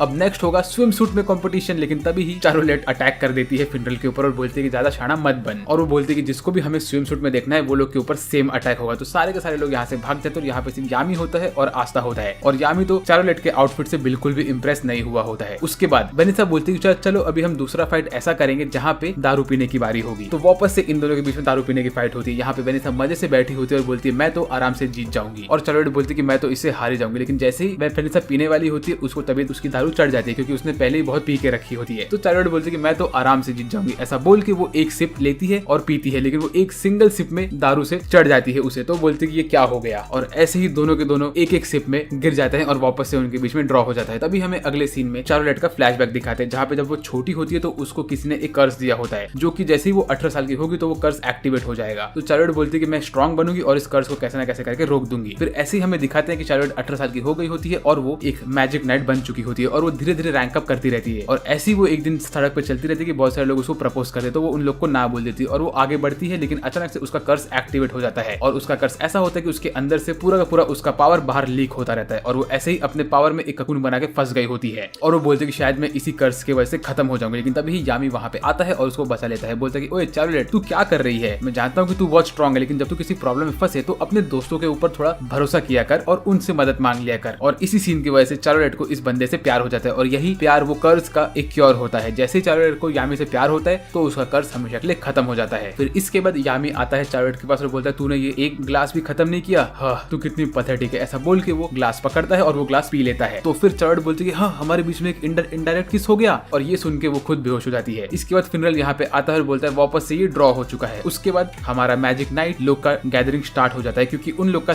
सेरेमनी स्टार्ट हो गया होता है। और फिर यामी बोलता है कि अरे बाप रे मैंने तो बहुत बड़ी गलती कर दी, मैं तो यहाँ पे गया ही नहीं, अरे रे। फिर इसके बाद हमें अगले सीन में दिखाते हैं कि हमारा विजर्ड किंग यहाँ पे आ जाता है और इसको देख के सब लोग एकदम खुश हो जाते हैं। विजर्ड किंग हमसे बोलता है कि अभी मैं ये सेरेमनी स्टार्ट कर रहा हूँ, लेकिन उसके पहले मैं तुम्हें कहता हूँ कि यहाँ पे सारे के सारे कैप्टन को बुलाया जाए। तो यहाँ पे 7 कैप्टन होते हैं, लेकिन यहाँ पे यामी नहीं होता है और तो और चार्लोट नहीं होती है, क्योंकि उसका रीजन ये होता है कि चार्लोट तो मस्त पी पा के पड़ी होती है और यामी उसके बगल में होता है। यहाँ पे 2 नए कैप्टन होते हैं। एक होता है क्रिम्सन लायंस का नया कैप्टन जो की होती है हमारे पहले वाले लायन बॉय की बड़ी बहन। तो मैं इसको बोलूंगा बड़ी बहन लायन, ठीक है, क्योंकि ये ज्यादा इजी पड़ रहा है। इसका नाम शायद से मैरियो लेना है, लेकिन मैं ये नाम डेफिनेटली भूल जाने वाला हूँ। उसके बाद हमारे पर्पल गैंग का नया कैप्टन होता है जो कि डेफिनेटली मुझे प्रिंगल्स वाले अंकल के जैसा दिख रहा है, तो मैं तो इसे प्रिंगल्स ही बोलने वाला हूँ। फिर इनके आने के बाद हमारा विजर्ड किंग बोलता है कि नंबर 1 स्पॉट पे है हमेशा की तरह गोल्डन डॉन। तो हमारे छपरी बंदे की तो टीम हमेशा नंबर 1 पे ही रहती है। वो बोलता है कि ये टीम ने 125 स्टार्स कमाए हैं, जो कि पिछले बार के 96 से बहुत ज्यादा है। और इसमें सबसे बड़ा कंट्रीब्यूशन किया है इनके नंबर 1 रूकी ने, जिसका नाम है यूनो, जो कि एक विंड स्पिरिट यूजर है और उसके पास सिल्फ नाम की स्पिरिट है। तो यूनो यहाँ पे आता है और इसको देख के सब लोग बोलते हैं कि वो यूनो कितना हैंडसम है और ये तो डेफिनेटली पावरफुल लग रहा है। फिर उसके बाद विजर्ड किंग बोलता है कि और नंबर 2 पे जो टीम है, तो सबको लगता है कि नंबर 2 पे शायद से क्रिम्सन लायंस होंगे, लेकिन वो लोग बोलते हैं कि क्रिम्सन लायंस इस बार 2nd नंबर पे नहीं आ सकते हैं क्योंकि वो लोग बहुत टाइम से काम के बाहर थे। तो डेफिनेटली सिल्वर गैंग के लोग ही होंगे नंबर 2 पे। लेकिन उसी वक्त विजर्ड किंग बोलता है कि नंबर 2 पे 101 स्टार्स के साथ है ब्लैक बुल्स। और ये सुन के सबके होश उड़ जाते हैं। सबको लगता है कि सबसे खराब टीम सबसे ऊपर कैसे आ गई, अब तक ये टीम हमेशा सबसे नीचे रहती थी। तो ब्लैक बुल के लोग तो एकदम शॉक में होते हैं। उसके बाद विजर्ड किंग बोलता है अरे लेकिन ब्लैक बुल का कैप्टन यहाँ पे है नहीं, तो ब्लैक बुल टीम का कोई बंदा यहाँ पे है क्योंकि मुझे उसके नंबर 1 रूकी को इंट्रोड्यूस करना है, जिसकी वजह से ब्लैक बुल्स इतना ऊपर तक आ सकी है। और तभी ही यामी आस्था का टकला पकड़ता है और उसको फेंकता है स्टेज की तरफ। तो आस्था स्टेज पे गिरने के पहले अपने स्वॉर्ड को निकालता है और एक सेफ लैंडिंग करता है। फिर विजर्ड किंग बोलता है कि आस्था हमारा नंबर 2 रूकी है, जिसकी वजह से ब्लैक बुल्स इतना ऊपर आ गए। इस बार सारे के सारे टीम्स ने बहुत मेहनत की है। उन्होंने डायमंड किंगडम को रोक के रखा है, स्पेड किंगडम को रोक के रखा है और उसके साथ ही साथ the eye of the midnight sun जो कि एक टेररिस्ट ग्रुप है उनसे भी फाइट की है। तो इस बार हमारे नाइट्स ने बहुत ज्यादा मेहनत की है। फिर जब आस्था और यूनो दोनों ही ऊपर होते हैं तो दोनों एक दूसरे से बातें करते हैं। तो आस्था यूनो को बोलता है कि ओए यूनो, अगली बार मैं तुझसे 2 गुना ज्यादा स्टार्स लेके आऊंगा। तो यूनो बोलता है कि मैं तेरे से 2 गुना ज्यादा स्टार्स लेके आऊंगा। फिर आस्था बोलता है मैं तुझसे 5 गुना ज्यादा स्टार्स लेके आऊंगा। तो यूनो बोलता है अच्छा तू मुझे बता कि तू टोटल मुझसे कितना टाइम ज्यादा स्टार लाने वाला है। तो आस्था बोलता है 2 और 5 9 टाइम्स। तो यूनो हंस के बोलता है कि नहीं गधे, इसका आंसर है 20 टाइम्स। फिर उसके बाद क्राउड में से बूहा बोलता है कि अरे ये दोनों तो एकदम से पेजेंट्स है, इन लोग के पास इतनी मैजिकल पावर है भी नहीं, और इसमें से वो जो आस्था है उसके पास तो 0 मैजिकल पावर है। इन लोगों ने डेफिनेटली कोई ना कोई गलत काम करके ये सब स्टार्स कमाए हैं। तो ये सुन के सारे के सारे नॉर्मल लोग भी बोलते हैं कि अरे ऐसा कैसे हो गया, हमें तो लगा कि ये लोग शायद रॉयल फैमिली के लोग हैं, लेकिन अगर ये लोग पेजेंट है तो इन्हें डेफिनेटली कुछ ना कुछ गलत काम किया है। तो फिर ये सुनने के बाद यूनो का दिमाग फटता है और वो बोलता है ओए बेल, एक काम कर, अपना पूरा का पूरा मैजिक अनलीश कर और आस्था के ऊपर छोड़ दे। तो जैसे ही बेल वो अटैक करती है आस्था के ऊपर, तो आस्था अपना स्वॉर्ड निकालता है और उस अटैक को काट देता है। और ये देख के सब लोग बोलते हैं कि वो ये दोनों के पास इतनी पावर है तो डेफिनेटली ये लोग नंबर 1 और नंबर 2 रूकी हो ही सकते हैं, क्योंकि ये इतना खतरनाक स्पेल इस बंदे ने एक ही अटैक में रोक दिया, ये तो इम्पॉसिबल है यार एकदम। फिर उसके बाद विज़र्ड किंग बाकी के रैंक बताता है, बोलता है नंबर 3 पे है सिल्वर गैंग 95 स्टार्स के साथ, नंबर 4 पे है ब्लू रोज वाली गैंग 83 के साथ, 5th पे है क्रिम्सन लायन 76, 6th पे है प्रेइंग मैंटिस 69 के साथ, 7th पे है स्लीपिंग ब्यूटी का गैंग 67 के साथ, 8th पे है 51 स्टार के साथ हमारा प्रिंगल्स बॉय, और लास्ट पोजीशन पे है हमारा व्हाइट बॉय 49 स्टार्स के साथ। फिर इसके बाद एंट्री होती है किंगडम के किंग की, और किंग को लगता है कि सब लोग उसकी बहुत तारीफ करें क्योंकि वो किंग है। तो किंग जैसे ही ऊपर आता है तो बोलता है कि मैं हूं तुम्हारा किंग, जो कि विज़र्ड किंग के भी ऊपर है। ये बोल के किंग एक्सपेक्ट करता है कि लोग उसके लिए बहुत ताली बजाएंगे, लेकिन लोगों का एकदम मरियल सा रिस्पॉन्स होता है। तो वो देख के किंग बोलता है अरे तुम लोग क्या कर रहे हो, मैं तुम्हारा किंग हूं, मुझे प्रेज करो, ये करो वो करो। तो फिर एक छोटी बच्ची बोलती है कि हमें किंग की जरूरत ही क्या है जब हमारे पास विज़र्ड किंग है। तो ये सुन के तो किंग का भाई दिल और एटीट्यूड पूरा टूट जाता है। तो किंग बोलता है कि ये जूलियस मेरे से सारा का सारा स्टारडम ले रहा है, रुको मुझे कुछ तो करना पड़ेगा। ऐसा बोल के किंग बोलता है कि हमने लोकेट कर लिया है कि आई ऑफ द मिडनाइट सन का एक्चुअल हाइडआउट कहां पे है, तो उनके हाइडआउट के ऊपर हम लोग अटैक करने वाले हैं। उसके लिए मैं एक नई टीम बना रहा हूं जिस टीम का नाम होगा रॉयल नाइट्स। इस टीम को अंदर लोगों को एंट्री तभी मिलेगी जब मैं उनके लिए एक टूर्नामेंट होल्ड करूंगा, और इस टूर्नामेंट में हमारे सारे के सारे मैजिकल नाइट्स आके एंट्री ले सकते हैं, और जो लोग इस टूर्नामेंट में आगे बढ़ेंगे वही लोग रॉयल नाइट्स बन पाएंगे। फिर तभी आस्था बोलता है कि अरे लेकिन किंग तुम क्यों सिलेक्ट करोगे हम लोग को, तुम्हें तो कुछ पता ही नहीं है मैजिक के बारे में, सिर्फ तुम्हारे पास बहुत माना है लेकिन तुमने कभी इस माना को कभी यूज ही नहीं किया किसी की भी हेल्प करने के लिए, तुम तो बस अपने थ्रोन पे बैठे रहते हो, टाइम पास करते हो। तो ये सुनने के बाद किंग बोलता है कि ओए गार्ड्स फटाक से इन दोनों लड़कों को एक्सिक्यूट कर दो। लेकिन तभी ही जूलियस वहां पे आता है और बोलता है कि किंग आप इन दोनों को माफ कर दो मेरे नाम पे। फिर ये सब होने के बाद आस्था विज़र्ड किंग को बोलता है कि thank you so much sir, आपने मेरी जान बचा दी। तो उसी वक्त विज़र्ड किंग आस्था को बोलते हैं कि आस्था अभी तुम लोग मिलने वाले हो बहुत सारे नए नाइट से इस टूर्नामेंट के अंदर, तो तुम लोग डेफिनेटली यहाँ पे जीतने की कोशिश करना। फिर उसके बाद आस्था और यूनो ऐसे ही चलते हुए नीचे जाते रहते हैं, तो वो लोग देखते हैं कि नीचे बड़ी बहन लायन बाकी सब छोटे छोटे लायन को मार रही होती है और बोलती है कि तुम लोग 5th पोजीशन पे कैसे आ गए। फिर उसके बाद बड़ी बहन इन लोग को बोलती है कि तुम लोग 5th पोजीशन पे कैसे आ गए, मेरे भाई लायन बॉय ने तुम लोग को ऐसी ट्रेनिंग दी है कि तुम लोग 5th पोजीशन पे आ जाओ। हाँ, लायन बॉय तो बहुत बेकार था और अभी वो सिर्फ सो रहा है, कितना यूजलेस था लायन बॉय। तो ये सुन के लायन बॉय की टीम के सारे लोग थोड़ा भड़क जाते हैं और मोटिवेटेड हो जाते हैं। वो कहते हैं कि बड़ी बहन तुम गलत बोल रही हो, लायन बॉय बहुत अच्छे कैप्टन थे, उन्होंने हमें अच्छी ट्रेनिंग दी थी। तो फिर बड़ी बहन बोलती अच्छा अगर ऐसी बात है तो तुम मेरे साथ चलो और हॉट स्प्रिंग वाली ट्रेनिंग करो। तो ये सुनने के बाद आस्था बोलता है कि हॉट स्प्रिंग वाली ट्रेनिंग, ये तो बड़ा अच्छा लग रहा है। और यही चीज बड़ी बहन लायन भी सुन लेती है, तो वो आस्था का सर पकड़ती है अपने फायर वाले क्लॉ के साथ और बोलती है तू भी चलेगा मेरे साथ। तभी ही लियो यहाँ पे आता है और वो बोलता है कि अरे आस्था मेरे राइवल, अब तो तुम फंस चुके हो, बड़ी बहन के क्लॉ से कोई भी नहीं निकल सकता है। तो उसके बाद यूनो बोलता है कि ठीक है मैं निकलता हूँ यहाँ से, लेकिन बड़ी बहन यूनो को भी पकड़ लेती है। उसके बाद हमें अगले सीन में दिखाते हैं कि हमारे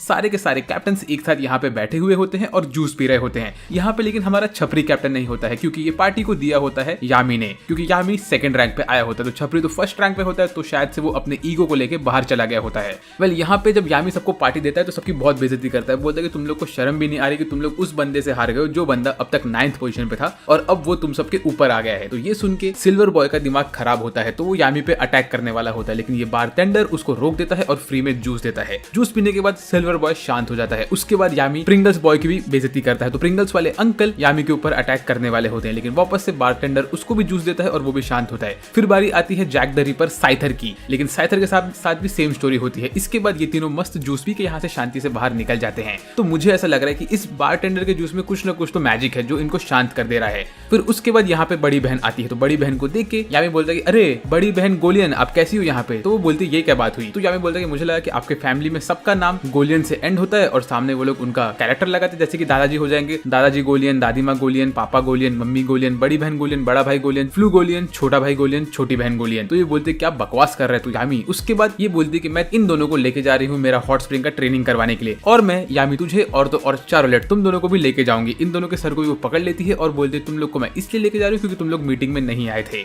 और ये ऐसे ही निकलने वाली होती, टॉम बॉय बोलती है प्लीज मेरी बहन को अकेले मत लेके जाओ। और तभी यहाँ पे आ जाती है नोवेल। नोवेल बड़ी बहन को देख के यहाँ से चुपचाप निकलने की कोशिश करती है, लेकिन बड़ी बहन नोवेल को भी धर लेती है। और फिर हमें मालूम पड़ता है कि जो बारटेंडर था वो असल में कोई और नहीं विज़र्ड किंग खुद थे। फिर ऐसे ही बड़ी बहन इन सबको लेके जाती है स्ट्रॉन्ग मैजिक वाले रीजन में जहाँ पे यूल्टीम नाम का एक वॉल्केनो होता है, और वो इन लोगों को वॉल्केनो में बोलती है कि तुम्हें अब यहीं पे तुम्हारी ट्रेनिंग करनी होगी। और ये देख के सबकी हालत खराब हो जाती है। बड़ी बहन बोलती है कि इस वॉल्केनो को जब तुम क्रॉस करोगे और इसके समिट पे पहुंचोगे, जबकि इसकी चोटी पे, तो तुम्हें वहां पे एक इंसेन हॉट स्प्रिंग मिलेगा। तुम्हारा गोल यही है कि तुम्हें उस हॉट स्प्रिंग के पास जाके पहुंचना है। तो ये सुन के सब लोग बोलते कि हम ऐसे कैसे कर सकते हैं, ये तो बहुत गर्म है, हम आगे बढ़ ही नहीं सकते। ऐसे करके सब लोग एक एक बहाना देते रहते हैं, लेकिन तभी बड़ी बहन गोलियन आस्था और लियो को एक एक लात मारती है और उनको नीचे गिरा देती है। तो ये लोग धड़ाम से नीचे गिरते हैं और भागना स्टार्ट करते हैं। लेकिन जैसे ही लोग थोड़ा आगे बढ़ते हैं तो देखते हैं ये लोग हीट की वजह से आगे नहीं बढ़ पा रहे हैं और इनको सांस भी नहीं लेने को हो रहा है। तभी आस्था देखता है कि असल में यामी और चार्लोट ये दोनों हवा में मजे से उड़ते उड़ते आगे बढ़ रहे होते हैं। तो ये लोग बोलते हैं कि ऐसा कैसे हो रहा है, ये लोग इतना तेज आगे कैसे बढ़ पा रहे हैं, और ये लोग बहुत फटाफट निकलते रहते हैं। तो तभी लियो बोलता है कि ये लोग शायद से माना स्किन यूज कर रहे हैं। तो हमें मालूम पड़ता है कि माना स्किन एक ऐसी एबिलिटी होती है जहाँ पे सामने वाला यूजर अपने मैजिक के माना को यूज करता है अपने बॉडी को एक कवर देने के लिए, और बॉडी के ऊपर वो माना बैठ जाता है और ऐसे ही उनको एक शील्ड मिल जाता है, और उसी की वजह से ये लोग प्रॉपरली पूरे के पूरे हीट को रेजिस्ट कर पा रहे हैं। और ये टेक्निक हर एक मैजिक नाइट को आना चाहिए, लेकिन यहाँ पे सब लोग ने ये टेक्निक को परफेक्ट नहीं किया होता है। तो हमारा लियो बोलता है कि चलो पूरी गैंग हम लोग इस टेक्निक को यूज करेंगे और आगे बढ़ेंगे, और लियो और उसकी पूरी गैंग ऐसे ही आगे बढ़ती रहती है। मीनवेल हमें दिखाते हैं कि यूनो भी ये टेक्निक यूज करता है और फटाफट निकलता है। तो पीछे रह जाते हैं सिर्फ आस्था और नोवेल, और हमारे दोनों के दोनों कैप्टन्स तो बहुत फटाफट आगे बढ़ते रहते हैं सारे के सारे ऑब्स्टिकल्स को तोड़ते तोड़ते। यूनो भी धड़ाधड़ आगे निकलता है। फिर उसके बाद बड़ी बहन गोलियन पकड़ती है नोवेल को और बोलती है कि तुम्हारे अंदर रिजॉल्व है कि नहीं कि तुम आगे जा पाओगे कि नहीं। तो नोवेल बोलती है कि मुझे जाना है आगे। तो फिर बड़ी बहन बोलती है कि तुम एकदम तुम्हारी मदर की जैसी दिखती हो, लेकिन तुम्हारे अंदर उनके जैसा मैजिक पावर नहीं है, तुम्हारे अंदर उनके जैसा रिजॉल्व तो है, तो ये एक अच्छी बात है। फिर हमें बैक स्टोरी मिलता है जहाँ पे जब नोवेल की मदर प्रेग्नेंट होती है नोवेल के साथ, तो वहाँ पे बड़ी बहन और हमारा लायन बॉय गए होते हैं उनसे मिलने के लिए, जहाँ पे नोवेल की मदर ने ठान लिया होता है कि नोवेल को पैदा करने के बाद वो कभी भी वापस से मैजिकल नाइट बन के नहीं लड़ने वाली है। तो इसीलिए हमारा लायन बॉय रो रहा होता है। मीनवेल हमें दिखाते हैं कि आस्था भी धीरे धीरे करके आगे बढ़ रहा होता है, लेकिन उसकी हालत बहुत खराब होती रहती है और वो ऐसे ही गिर जाता है। तो यहाँ पे बड़ी बहन आती है और वो आस्था को बोलती है कि ओए आस्था, तू ऐसे कभी आगे नहीं बढ़ पाएगा, तेरे अंदर मैजिक नहीं है और तू बगैर मैजिक के इस एरिया को क्रॉस कर ही नहीं सकता। मैं तुझे ये कहूंगी कि तू यहाँ से चुपचाप अपने घर निकल जा। तभी आस्था खड़ा होकर बोलता है कि बिल्कुल नहीं, मैं ये पूरा करके रहूंगा और मैं कैसे भी करके विज़र्ड किंग बन के रहूंगा। फिर उसके बाद आस्था वापस से खड़ा होता है और थोड़ा और आगे बढ़ने की कोशिश करता है, लेकिन वो फिर हारने लगता है। तो वो बोलता है कि मैं सिर्फ मेरे एंटी मैजिक स्वॉर्ड और मेरे मसल्स की मदद से इसे पार नहीं कर पाऊंगा, मैं क्या करूं। तभी यहाँ पे बड़ी बहन आती है और वो आस्था को फिर से पकड़ लेती है और बोलती है कि बेटा तुझे घर ही जाना चाहिए। तो आस्था बोलता है कि नहीं, मुझे कुछ तो सोचने दो। तो आस्था वहाँ पे खड़ा होता है और बहुत दिमाग लगाता है। तो वो बोलता है कि मुझे क्या करना चाहिए। फिर वो अपने की को महसूस करता है। वो बोलता है कि अगर मैं मेरे अपने अंदर के बॉडी की को महसूस करूं तो मैं शायद से वो वाली पावर वापस से एक्टिवेट कर सकता हूं। तो ऐसा बोल के आस्था महसूस करता है कि उसके बॉडी के अंदर एक ब्लैक कलर की आ रहा होता है उसके स्वॉर्ड के थ्रू। तो आस्था उसी की के ऊपर कॉन्सेंट्रेट करता है और कॉन्सेंट्रेट करता है, इस वजह से वो की के ऊपर अच्छे से कंट्रोल कर पाता है और आस्था खुद से डीमन वाली पावर को एक्टिवेट कर देता है। और ये पावर एक्टिवेट करने के बाद वो अपने आप उड़ने लगता है। तो इसका ये मतलब है कि आस्था ने इस एबिलिटी को एक्टिवेट करना सीख लिया है बगैर क्वीन विच के हेल्प के। तो ये नेक्स्ट फाइट में बहुत इंसेन होने वाला है। मतलब फिर हमें दिखाते हैं कि अगले सीन में हमारी पूरे के पूरी लायन गैंग लड़ रही होती है एक मैग्मा वाले गोलम से, और वहाँ पे नोवेल भी होती है अपने माना स्किन के साथ, और ये लोग इस गोलम के सामने हार रहे होते हैं। तो ये लोग सोचते हैं कि हमें क्या करना चाहिए। तभी ही आस्था अपने डीमन फॉर्म में आता है और इस गोलम को एक सिंगल अटैक में खत्म करके निकल लेता है, और वो ऐसे ही उड़ता रहता है। तो सब लोग आस्था को देखते हैं और बोलते हैं कि आस्था बहुत चेंज लग रहा है। यहाँ तक कि यूनो भी ऐसा ही बोलता है। फिर आस्था यामी और चार्लोट के पास से भी उड़ के जाता है और वो जाके उड़ता रहता है हमारी बड़ी बहन के पास। तो बड़ी बहन के जैसे ही करीब में वो पहुंचे तो बड़ी बहन उसको एक मुक्का मार के दूर दीवार पे फेंक देती है, और ऐसे ही आस्था ये चैलेंज कंप्लीट कर लेता है। फिर उसके बाद रात के समय जब यहाँ पहुंच जाते हैं टॉप पे, तो बड़ी बहन बोलती है कि रात के समय पे यहाँ पे ये वॉल्केनो शांत हो जाता है और यहाँ पे एक मैजिकल हॉट स्प्रिंग बन जाता है। तो ये वॉल्केनो के मुंह के अंदर से गरम गरम पानी बाहर निकलने लगता है। तो ये देख के सब लोग खुश हो जाते हैं। फिर बड़ी बहन सबको बोलती है कि चलो सब लोग अभी नागड़े हो जाओ, अपने कपड़े निकालो और इस हॉट स्प्रिंग में कूद जाओ। तो सब लोग शर्माने लगते हैं। तभी ही टॉम बॉय को लगता है कि सारे के सारे लड़के उसकी बड़ी बहन की बॉडी के ऊपर देखेंगे, तो वो गुस्से में अपना अर्थ क्रिएशन मैजिक यूज करती है और वो इस हॉट स्प्रिंग को 2 पार्ट में डिवाइड कर देती है। वो बोलती है कि एक पार्ट में बॉयज जाएंगे और एक पार्ट में सारी की सारी गर्ल्स जाएगी। फिर इसके बाद सब लोग मस्त अपने कपड़े निकालते हैं और हॉट स्प्रिंग में कूद जाते हैं। फिर गर्ल्स वाले पार्ट में हमारी बड़ी बहन और चार्लोट एक दूसरे से बातें करते रहते हैं। यहाँ पे हमारी टॉम बॉय आती है और बोलती है कि बड़ी बहन तुम तो बहुत क्यूट लग रही हो। उसके बाद चार्लोट को बड़ी बहन देती है एक जूस का ग्लास और बोलती है कि तुम ये अल्कोहल पियो। तो वो बोलती कि नहीं, मैं अल्कोहल नहीं पी सकती। लेकिन यहाँ पे तभी बेल आती है और बोलती कि मैं तो बहुत अल्कोहल पी सकती हूँ, तुम बच्चियों से मैं बहुत तेज हूँ। और ऐसे ही दोनों के दोनों अल्कोहल पीने की बातें करते रहते हैं। मीनवाइल नोवेल अपने बाल धो रही होती है, तो टॉम बॉय वहाँ पे जाती है और नोवेल का मदद करती है बाल धोने में। फिर हमें दिखाते हैं कि चार्लोट सोच रही होती है कि दीवार के उस तरफ यामी अपने मसल्स को फ्लेक्स कर रहा होगा। ये सोच के वो खुशी के मारे एक्साइटमेंट से बेहोश हो जाती है, और यहाँ पे बेल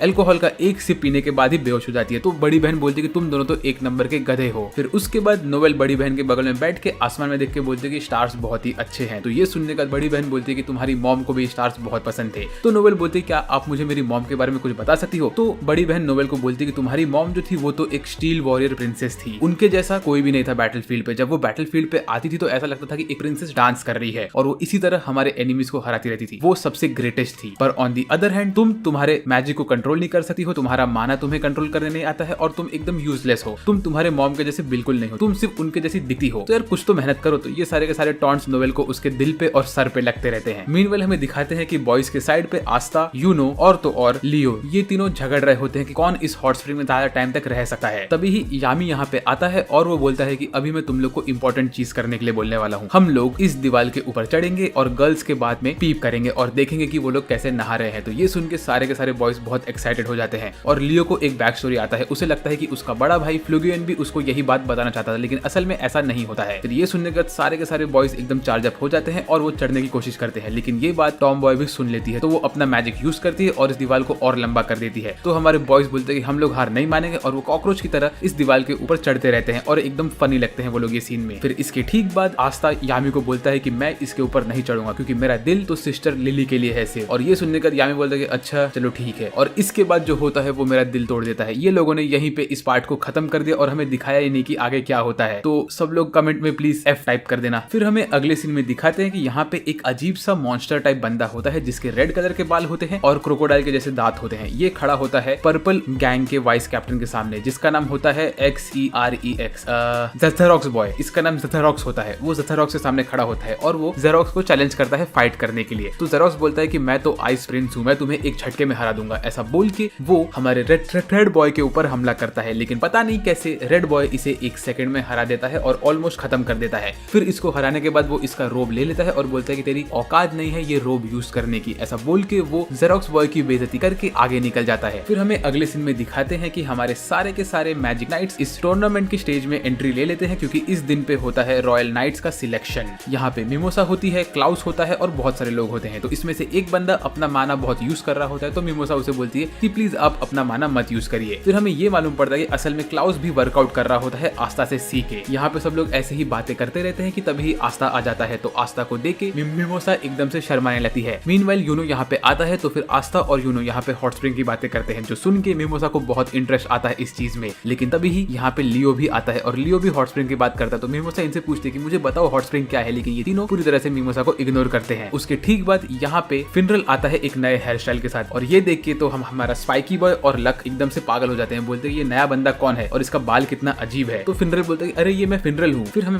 मालूम पड़ता है कि फिनरल को ये हेयर स्टाइल हमारी वेनिसा ने दिया होता है। उसके बाद ये तीनों मिलके फिनरल के हेयर स्टाइल का बहुत मजाक उड़ाते हैं। बोलते हैं कि कितना अजीब लग रहे हैं, तूने तेरे बालों को कलर भी करा दिया, एकदम से अजीब छपरी लग रहा है तू भाई। तो फिनरल को एकदम रोने जैसे लगता है। फिर उसके बाद नोवेल भी एंट्री लेती है, लेकिन उसके बगल में उसका भाई सॉलिड होता है। तो सॉलिड नोवेल की थोड़ी बेइज्जती करता है। तो नोवेल उसको बोलती है कि मैं अब तुम लोग से नहीं डरती हूँ। ऐसा बोल के नोवेल आगे निकलती है। उसके बाद हमारा विजर्ड किंग यहाँ पे एंट्री लेता है और तो और किंग भी एंट्री लेता है। ये लोग बोलते हैं कि अभी हम तुम्हारा मैच स्टार्ट करने वाले हैं। ये मैच में तुम लोग 1-on-1 नहीं लड़ोगे, ये एक टीम मैच होने वाला है। यहाँ पे रैंडम टीम्स बनेगी और वो टीम्स एक दूसरे से लड़ेगी। यहाँ पे रूल ये होगा कि 2 टीम के बीच में पहले फाइट होगी। उन दोनों टीम को एक एक क्रिस्टल दिया जाएगा। उन लोग को अपने क्रिस्टल को बचा के सामने वाले बंदे के क्रिस्टल को तोड़ने का है। अगर वो लोगों ने 30 मिनट के अंदर सामने वाले क्रिस्टल नहीं तोड़ा तो जिसका क्रिस्टल पे ज्यादा डैमेज होगा वो टीम हार जाएगी। तो ऐसे यहाँ पे रैंडम टीम्स बनने वाली है। इसका रीजन ये है कि तुम लोग जब बैटल फील्ड पे रहोगे तो तुम्हें दूसरी टीम के साथ भी कोऑपरेट करना पड़ेगा, तो तुम्हें एक दूसरे के साथ मिलना भी आना चाहिए। ऐसा बोल के हमारा विजर्ड किंग इन लोग का टीम्स इनको दिखाता है। तो अब मैं सारे टीम का नाम नहीं लूंगा, लेकिन सिर्फ 1-2 टीम के बारे में बताऊंगा जो कि मेन टीम है। पहला टीम आता है आस्था का। आस्था की टीम में आस्था होता है और मिमोसा होती है और तीसरा बंदा असल में ज़ेरोक्स बॉय होता है। लेकिन हमें पता है कि ज़ेरोक्स बॉय को तो रेड डीमन ने हरा दिया है। तो अब यहाँ पे कौन आएगा वो देखना है हमें। वेल तभी ही यहाँ पे रेड डीमन एंट्री लेता है और वो एंट्री लेने के बाद विजर्ड किंग का गला पकड़ता है और बोलता है कि ओए विजर्ड कैसा है मेरे भाई, मैं जानता हूँ कि मैं थोड़ा लेट हूँ लेकिन सब बढ़िया चल रहा है कि नहीं, ऐसा वो बोलते हैं। और ये देख के सब लोग भड़क जाते हैं उसके ऊपर, बोलते हैं कि भाई तू कौन है और तू ऐसे कैसे बात कर रहा है। और तब ये रेड डीमन बोलता है कि मैं तो असल में ज़ेरोक्स बॉय हूँ, पर्पल टीम का वाइस कैप्टन, क्या तुम भूल गए मुझे। तो ये सुन के सब लोग बोलते हैं यार ये पर्पल टीम का वाइस कैप्टन इतना एरोगेंट क्यों बन रहा है और इसने अच्छा खासा मास्क वास्क पहन खुद का मेकओवर कर दिया है। मुझे ये नहीं समझा कि यहाँ पे सब लोग बेवकूफ कैसे बन गए कि ये बंदा पर्पल टीम का ज़ेरोक्स बॉय है। असल में तो ये ज़ेरोक्स बॉय है ही नहीं और सब लोग को लग रहा है कि ये ज़ेरोक्स बॉय है। भाई यहाँ तक कि विजर्ड किंग तक बेवकूफ बन गया इससे। फिर उसके बाद आस्था चाहता है और नकली ज़ेरोक्स बॉय से बात करता है, बोलता है कि तुम मेरे टीम में हो लेकिन तुमने जो विजर्ड किंग के साथ किया वो मुझे अच्छा नहीं लगा, फिर भी हम लोग सेम टीम में तो हमें हाथ मिलाना चाहिए। ऐसा बोल के जब आस्था इससे हाथ मिलाता है तो ये भाई आस्था के हाथ में एक हवा छोड़ने वाला कीड़ा पकड़ा देता है और वो कीड़ा आस्था के ऊपर हवा छोड़ देता है। उसके बाद ये बंदा 2 और कीड़े लेता है और वो आस्था के नाक में डाल देता है और ये आस्था की बेइज्जती करता है। और फिर ये लोग थोड़ा सा रूखा सूखा एक्सप्लेनेशन देते हैं कि लोग इसको क्यों नहीं पहचान पा रहे कि ये ज़ेरोक्स जेरोक्स बॉय है कि नहीं। ये लोग बोलते हैं कि जेरोक्स बॉय जो था उसको हमेशा बॉर्डर पे खड़ा रखते थे, इसीलिए कभी कोई उससे मिला ही नहीं था और इसीलिए लोगों को पता ही नहीं कि जेरोक्स बॉय असल में कैसा दिखता है। वेल, ये चीज के साथ मैं थोड़ा एग्री नहीं करना चाहता हूँ, क्योंकि अगर जेरोक्स बॉय जो है वो अगर पर्पल टीम का वाइस कैप्टन है तो एटलीस्ट पर्पल टीम के तो हर बंदे को पता रहना चाहिए कि जेरोक्स बॉय कैसा दिखता है, और उसके साथ ही साथ सारे के सारे कैप्टन को भी पता रहना चाहिए कि जेरोक्स बॉय कैसा दिखता है, क्योंकि जेरोक्स बॉय कोई नॉर्मल मेंबर नहीं है, वो वाइस कैप्टन है। तो यार सबको पता ही रहना चाहिए कि जेरोक्स बॉय कैसा दिखता है, लेकिन नहीं, सब लोग एकदम से बेवकूफ जैसा बोलते कि अच्छा ये रेड डीमन ही शायद जेरोक्स बॉय है। तो ये एक चीज मेरे साथ नहीं बैठी ठीक से। वेल, इसके बाद आस्था विज़ार्ड किंग को बोलता है कि मुझे इस बेकार आदमी के साथ नहीं रहना है मेरे टीम में। तो विज़ार्ड किंग बोलता है कि ऐसा नहीं हो सकता है, तुम्हें हर इंसान के साथ खेलने आना चाहिए। फिर हमें दिखाते हैं कि हमारी टॉम बॉय और हमारा स्पाइकी बॉय दोनों ही सेम टीम में होते हैं। तो इन दोनों के बीच का इंटरेक्शन बहुत मजा आने वाला है, क्योंकि ये लोग मिलने के बाद ही एक दूसरे से झगड़ा करना स्टार्ट करते हैं। फिर हमें अगले सीन में दिखाते हैं कि नोवेल और यूनो ये दोनों भी सेम टीम में होते हैं। तो यूनो बोलते हैं अरे यार ये जोरदार बात करने वाली लड़की मेरे टीम में है, और नोवेल को देख के तो बेल भी थोड़ा टेंशन में आ जाती है, बोलती है कि ओए तू नोवेल हो या कोई भी हो, तू मेरे यूनो के ऊपर लाइन नहीं मारेगी, भले ही तू क्यूट दिखती हो लेकिन यूनो तेरे साथ नहीं आएगा। फिर हमें मालूम पड़ता है कि लक रहता है क्लाउस के साथ, और क्लाउस बोलता है कि अरे यार ये गधा मेरी टीम में है, ये तो पागलों के जैसे बजर कर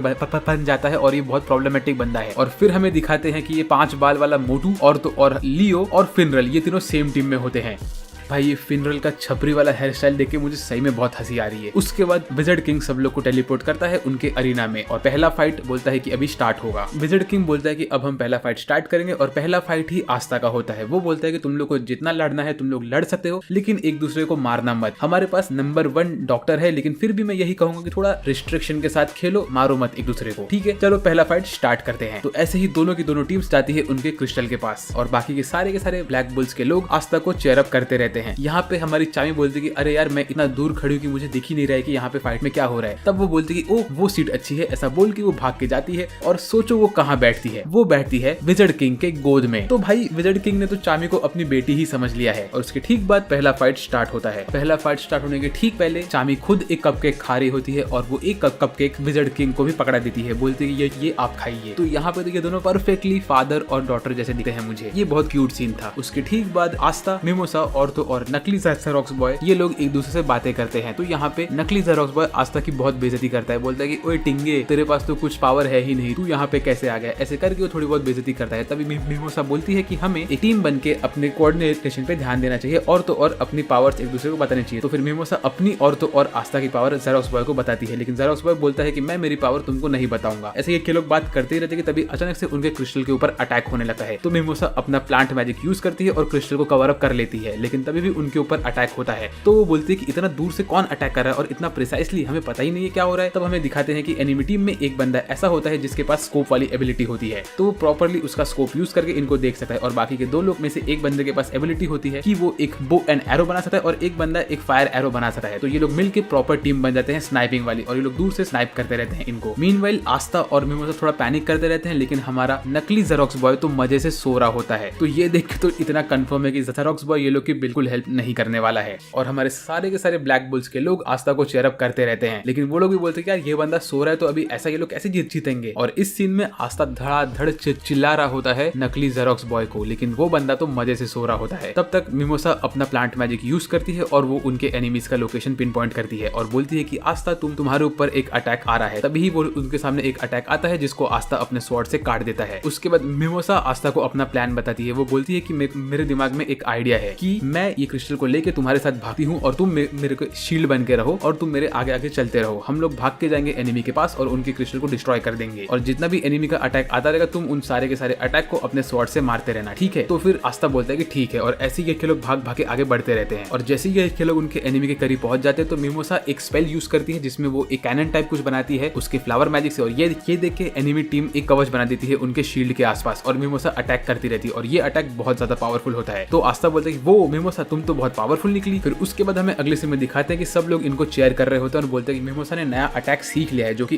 इंप्रेसिव है। यहाँ तक कि यूनो भी स्माइल करने लगता है, और ये अटैक सामने वाले का पूरा शील्ड को डिस्ट्रॉय कर देता है, लेकिन वो बंदे ने उनके क्रिस्टल को बचा के रखा होता है। फिर ये एनिमी टीम के बंदे खुद को 2 पार्ट में डिवाइड करते हैं और यहाँ से कूद के भाग जाते हैं। तो आस्था और मिमोसा उनका मैजिक यूज करके डिटेक्ट करते हैं कि ये पत्थर वाले बंदे के पास असल में क्रिस्टल है, और दूसरा बंदा सिर्फ एक डिकॉय है। तो फिर आस्था भाग के जाता है पत्थर वाले बंदे के पास क्रिस्टल तोड़ने के लिए। मीनवेल हमें दिखाते हैं कि ये फायर वाला बंदा और दूसरा स्कोप वाला बंदा ये दोनों इनके पीछे आके इनको सराउंड कर देते हैं इनके ऊपर अटैक करने के लिए। तो मिमोसा बोलते हैं कि ओ नो, हम तो फंस गए हैं। और तभी ही आस्था गलती से एक ट्रैप के ऊपर पैर रख देता है और उसकी पूरी बॉडी पैरालाइज हो जाती है। और इस सीन में हमें लगता है कि सब खत्म हो गया, क्योंकि तभी ही ये तीनों लोग अपना इनसेन स्पेल यूज करते हैं मिमोसा के ऊपर उसका क्रिस्टल डिस्ट्रॉय करने के लिए। यहाँ पे एक बंदा जो कि अर्थ वाला मैजिक यूज करता है वो एक बैट समन करता है, सामने वो स्कोप वाला बंदा एक क्रिस्टल का वेव समन करता है और ये फायर बंदा एक फायरबॉल फेंकता है और मिमोसा बेचारी बीच में अटकी हुई होती है। लेकिन तभी ही मिमोसा के आसपास 3 अलग से सर्कल पैदा होते हैं जो सर्कल इन तीनों के अटैक को खा लेते हैं और घूम के सेम अटैक डबल इंटेंसिटी से इन तीनों के ऊपर छोड़ते हैं और ये तीनों बंदे ऑन द स्पॉट वहां पे घायल हो जाते हैं। और तब हमें मालूम पड़ता है कि ये सब किसने किया, क्योंकि हर एक बंदा यहाँ पे शॉक में रहता है। ये सब किया होता है हमारे नकली जेरोक्स बॉय ने। तो मुझे ऐसा लग रहा है कि जेरोक्स बॉय के पास एक ऐसी एबिलिटी है जो कि सामने वाले के मैजिक को खा लेती है और उसको रिफ्लेक्ट करके उसके पास छोड़ती है। जेरोक्स बॉय फिर आगे चल के आता है पत्थर वाले बंदे के पास और उसको 2-3 लात मारता है और बोलता है कि तू तो यार किसी काम का नहीं है, तू मुझसे हार गया, तू तो एक सीनियर मैजिक नाइट था ना, कितना कमजोर निकला बे तू।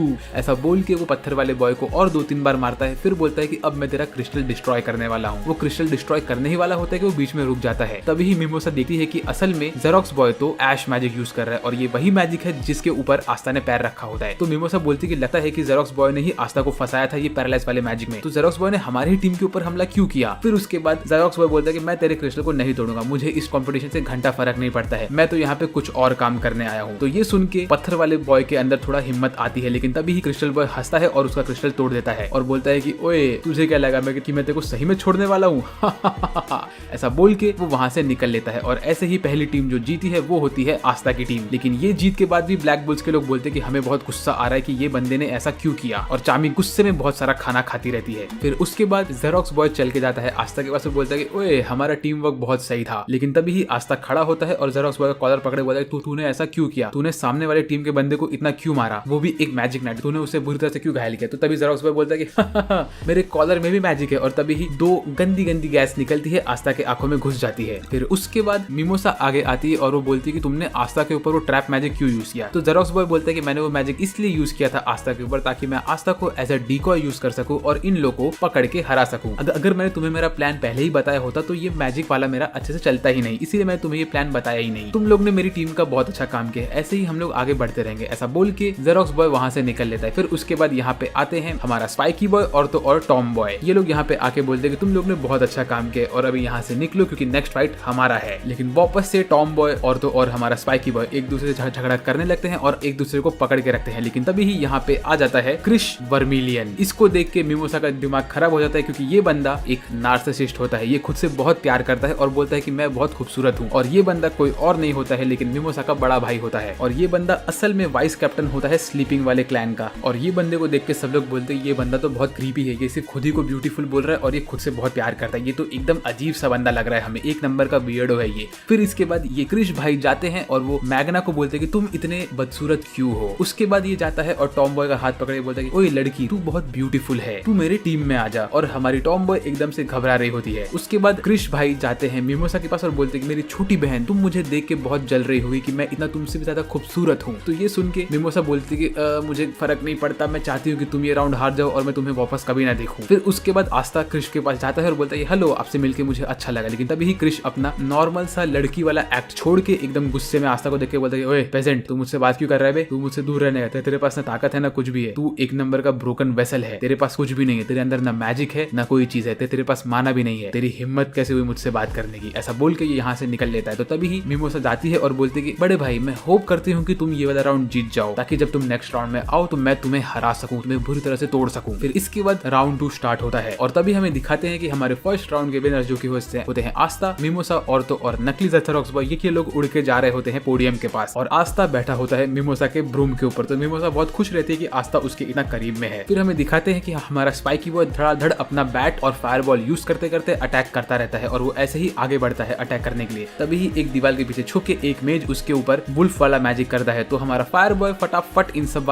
वुल्फ्स को तोड़ता रहता है। लेकिन यहाँ पे मल्टीपल वुल्फ्स आते रहते हैं तो वो बोलता है कि मैं इनको कैसे हराऊं। लेकिन तभी यहाँ पे क्रिश आता है और बोलता है कि ओए स्पाइकी बॉय तेरे सर पे एक टाका लगा हुआ है और तू एकदम बदसूरत है, लेकिन तू थोड़ा दिमाग लगा, तेरे पास बहुत अच्छी एबिलिटी है कि तू लॉन्ग रेंज और क्लोज रेंज अटैक कर सकता है। तो तू यहाँ पे आके भी सेम अटैक क्यों कर रहा है, तू इन दोनों को एक साथ यूज कर और लॉन्ग लॉन्ग रेंज और क्लोज रेंज अटैक को इस तरह से यूज करके तेरे एनिमी को टाइम ही ना मिले रीजनरेट करने के लिए। तो फिर हमारा स्पाइकी बॉय बोलता है यार तुम बात तो सही कर रहे हो। फिर इसके बाद स्पाइकी बॉय फटाफट क्लोज रेंज अटैक यूज करके इन सारे के सारे वुल्व्स को मारता है और लॉन्ग रेंज अटैक यूज करके ये मैजिक कास्टर को भी हरा देता है। फिर स्पाइकी बॉय बोलता है कि अरे यार वो क्रिश बंदा तो बहुत सही बात करके गया। फिर उसके बाद हमें अगले सीन में दिखाते हैं कि हमारी टॉम बॉय अपने बहुत बड़े से गोलम को समन करके उसके ऊपर भाग के आगे जा रही होती है सामने वाले बंदे को हराने के लिए। लेकिन तभी ही उसका ओपोनेंट मड मैजिक यूज करता है और एक दलदल बना के उसके गोलम को उसमें अटका देता है। तभी यहाँ पे वापस से क्रिश की एंट्री होती है। ये क्रिश ने ब्लैक मास्क नहीं पहना होता है, ये एक नॉर्मल क्रिश होता है। क्रिश यहाँ पे आने के बाद इससे कहता है कि मेरी प्यारी टॉम बॉय तुम तुम्हारा मैजिक रॉन्ग यूज कर रही हो। तुम इन बड़े गोलम के जगह पे छोटे छोटे गोलम को समन करो जो कि इसमें नहीं धसेंगे और वो जाके तेरे ओपोनेंट को कवर अप कर देंगे। तो फिर टॉम बॉय सेम काम करती है और ऐसे ही वो बहुत सारे छोटे गोलम्स को समन करती है और उसके ओपोनेंट को सराउंड करके हरा देती है। मीनवेल हमें दिखाते हैं कि एनिमी टीम का तीसरा बंदा पानी में से बाहर कूदा है और बोलता है कि अब मैं तुम्हारे क्रिस्टल को डिस्ट्रॉय करने वाला हूँ। लेकिन तभी ही क्रिश यहाँ पे आता है और बोलता है कि ना ना ना मेरी निगरानी में ये नहीं होगा, मैं मेरा मैजिक यूज करूंगा। और तभी वो अपना चेरी ब्लॉसम का मैजिक यूज करता है और पूरे के पूरे एरिया को कवर कर देता है उसके चेरी ब्लॉसम में। और इस वजह से क्या होता है कि यहाँ पे किसी को भी कुछ नहीं दिखा होता है, लेकिन उसने दो पाथ खोल दिया होता है, एक हमारे स्पाइकी बॉय के लिए और एक हमारी टॉम बॉय के लिए। और ये दोनों के दोनों पार्ट डायरेक्टली एनिमी के क्रिस्टल के पास जाते हैं। तो ये दोनों फटाफट अटैक करते हैं और एनिमी का क्रिस्टल तोड़ देते हैं। और इसी तरह सेकंड राउंड के विनर होती है सी टीम। और फिर क्रिश बोलता है कि हमारी ब्यूटीफुल अटैक ने हमें जिता दिया है। और इसको फॉलो करके टॉम बॉय और स्पाइकी बॉय दोनों भी सेम चीज बोलते हैं, हाँ हमारी टीम ने हमें जिता दिया। और फिर अगले ही सेकंड उनके दिमाग में उनका दिमाग वापस से आता है और वो बोलते हैं कि अरे हम लोग ये पागलपंती क्यों कर रहे हैं। फिर इसके बाद क्रिश जाता है आस्था के पास और बोलता है कि ओए मेरे ब्रोकन वेसल तू कैसा है। तो आस्था बोलता है कि ब्रोकन वेसल होने के बाद भी मेरे अंदर एक स्पेशलिटी है, मैं जब भी ब्रोकन वेसल मेरे होते हैं तो मैं उसे लंबे टाइम तक यूज करता हूँ। तो वो बोलता है कि इसका रीजन ये है कि तुम गरीब हो इसलिए तुम्हें टूटे हुए वेसल लंबे टाइम तक यूज करना पड़ता है, टूटे हुए वेसल एकदम से यूजलेस होते हैं। फिर इसके बाद थर्ड फाइट स्टार्ट होता है जिसमें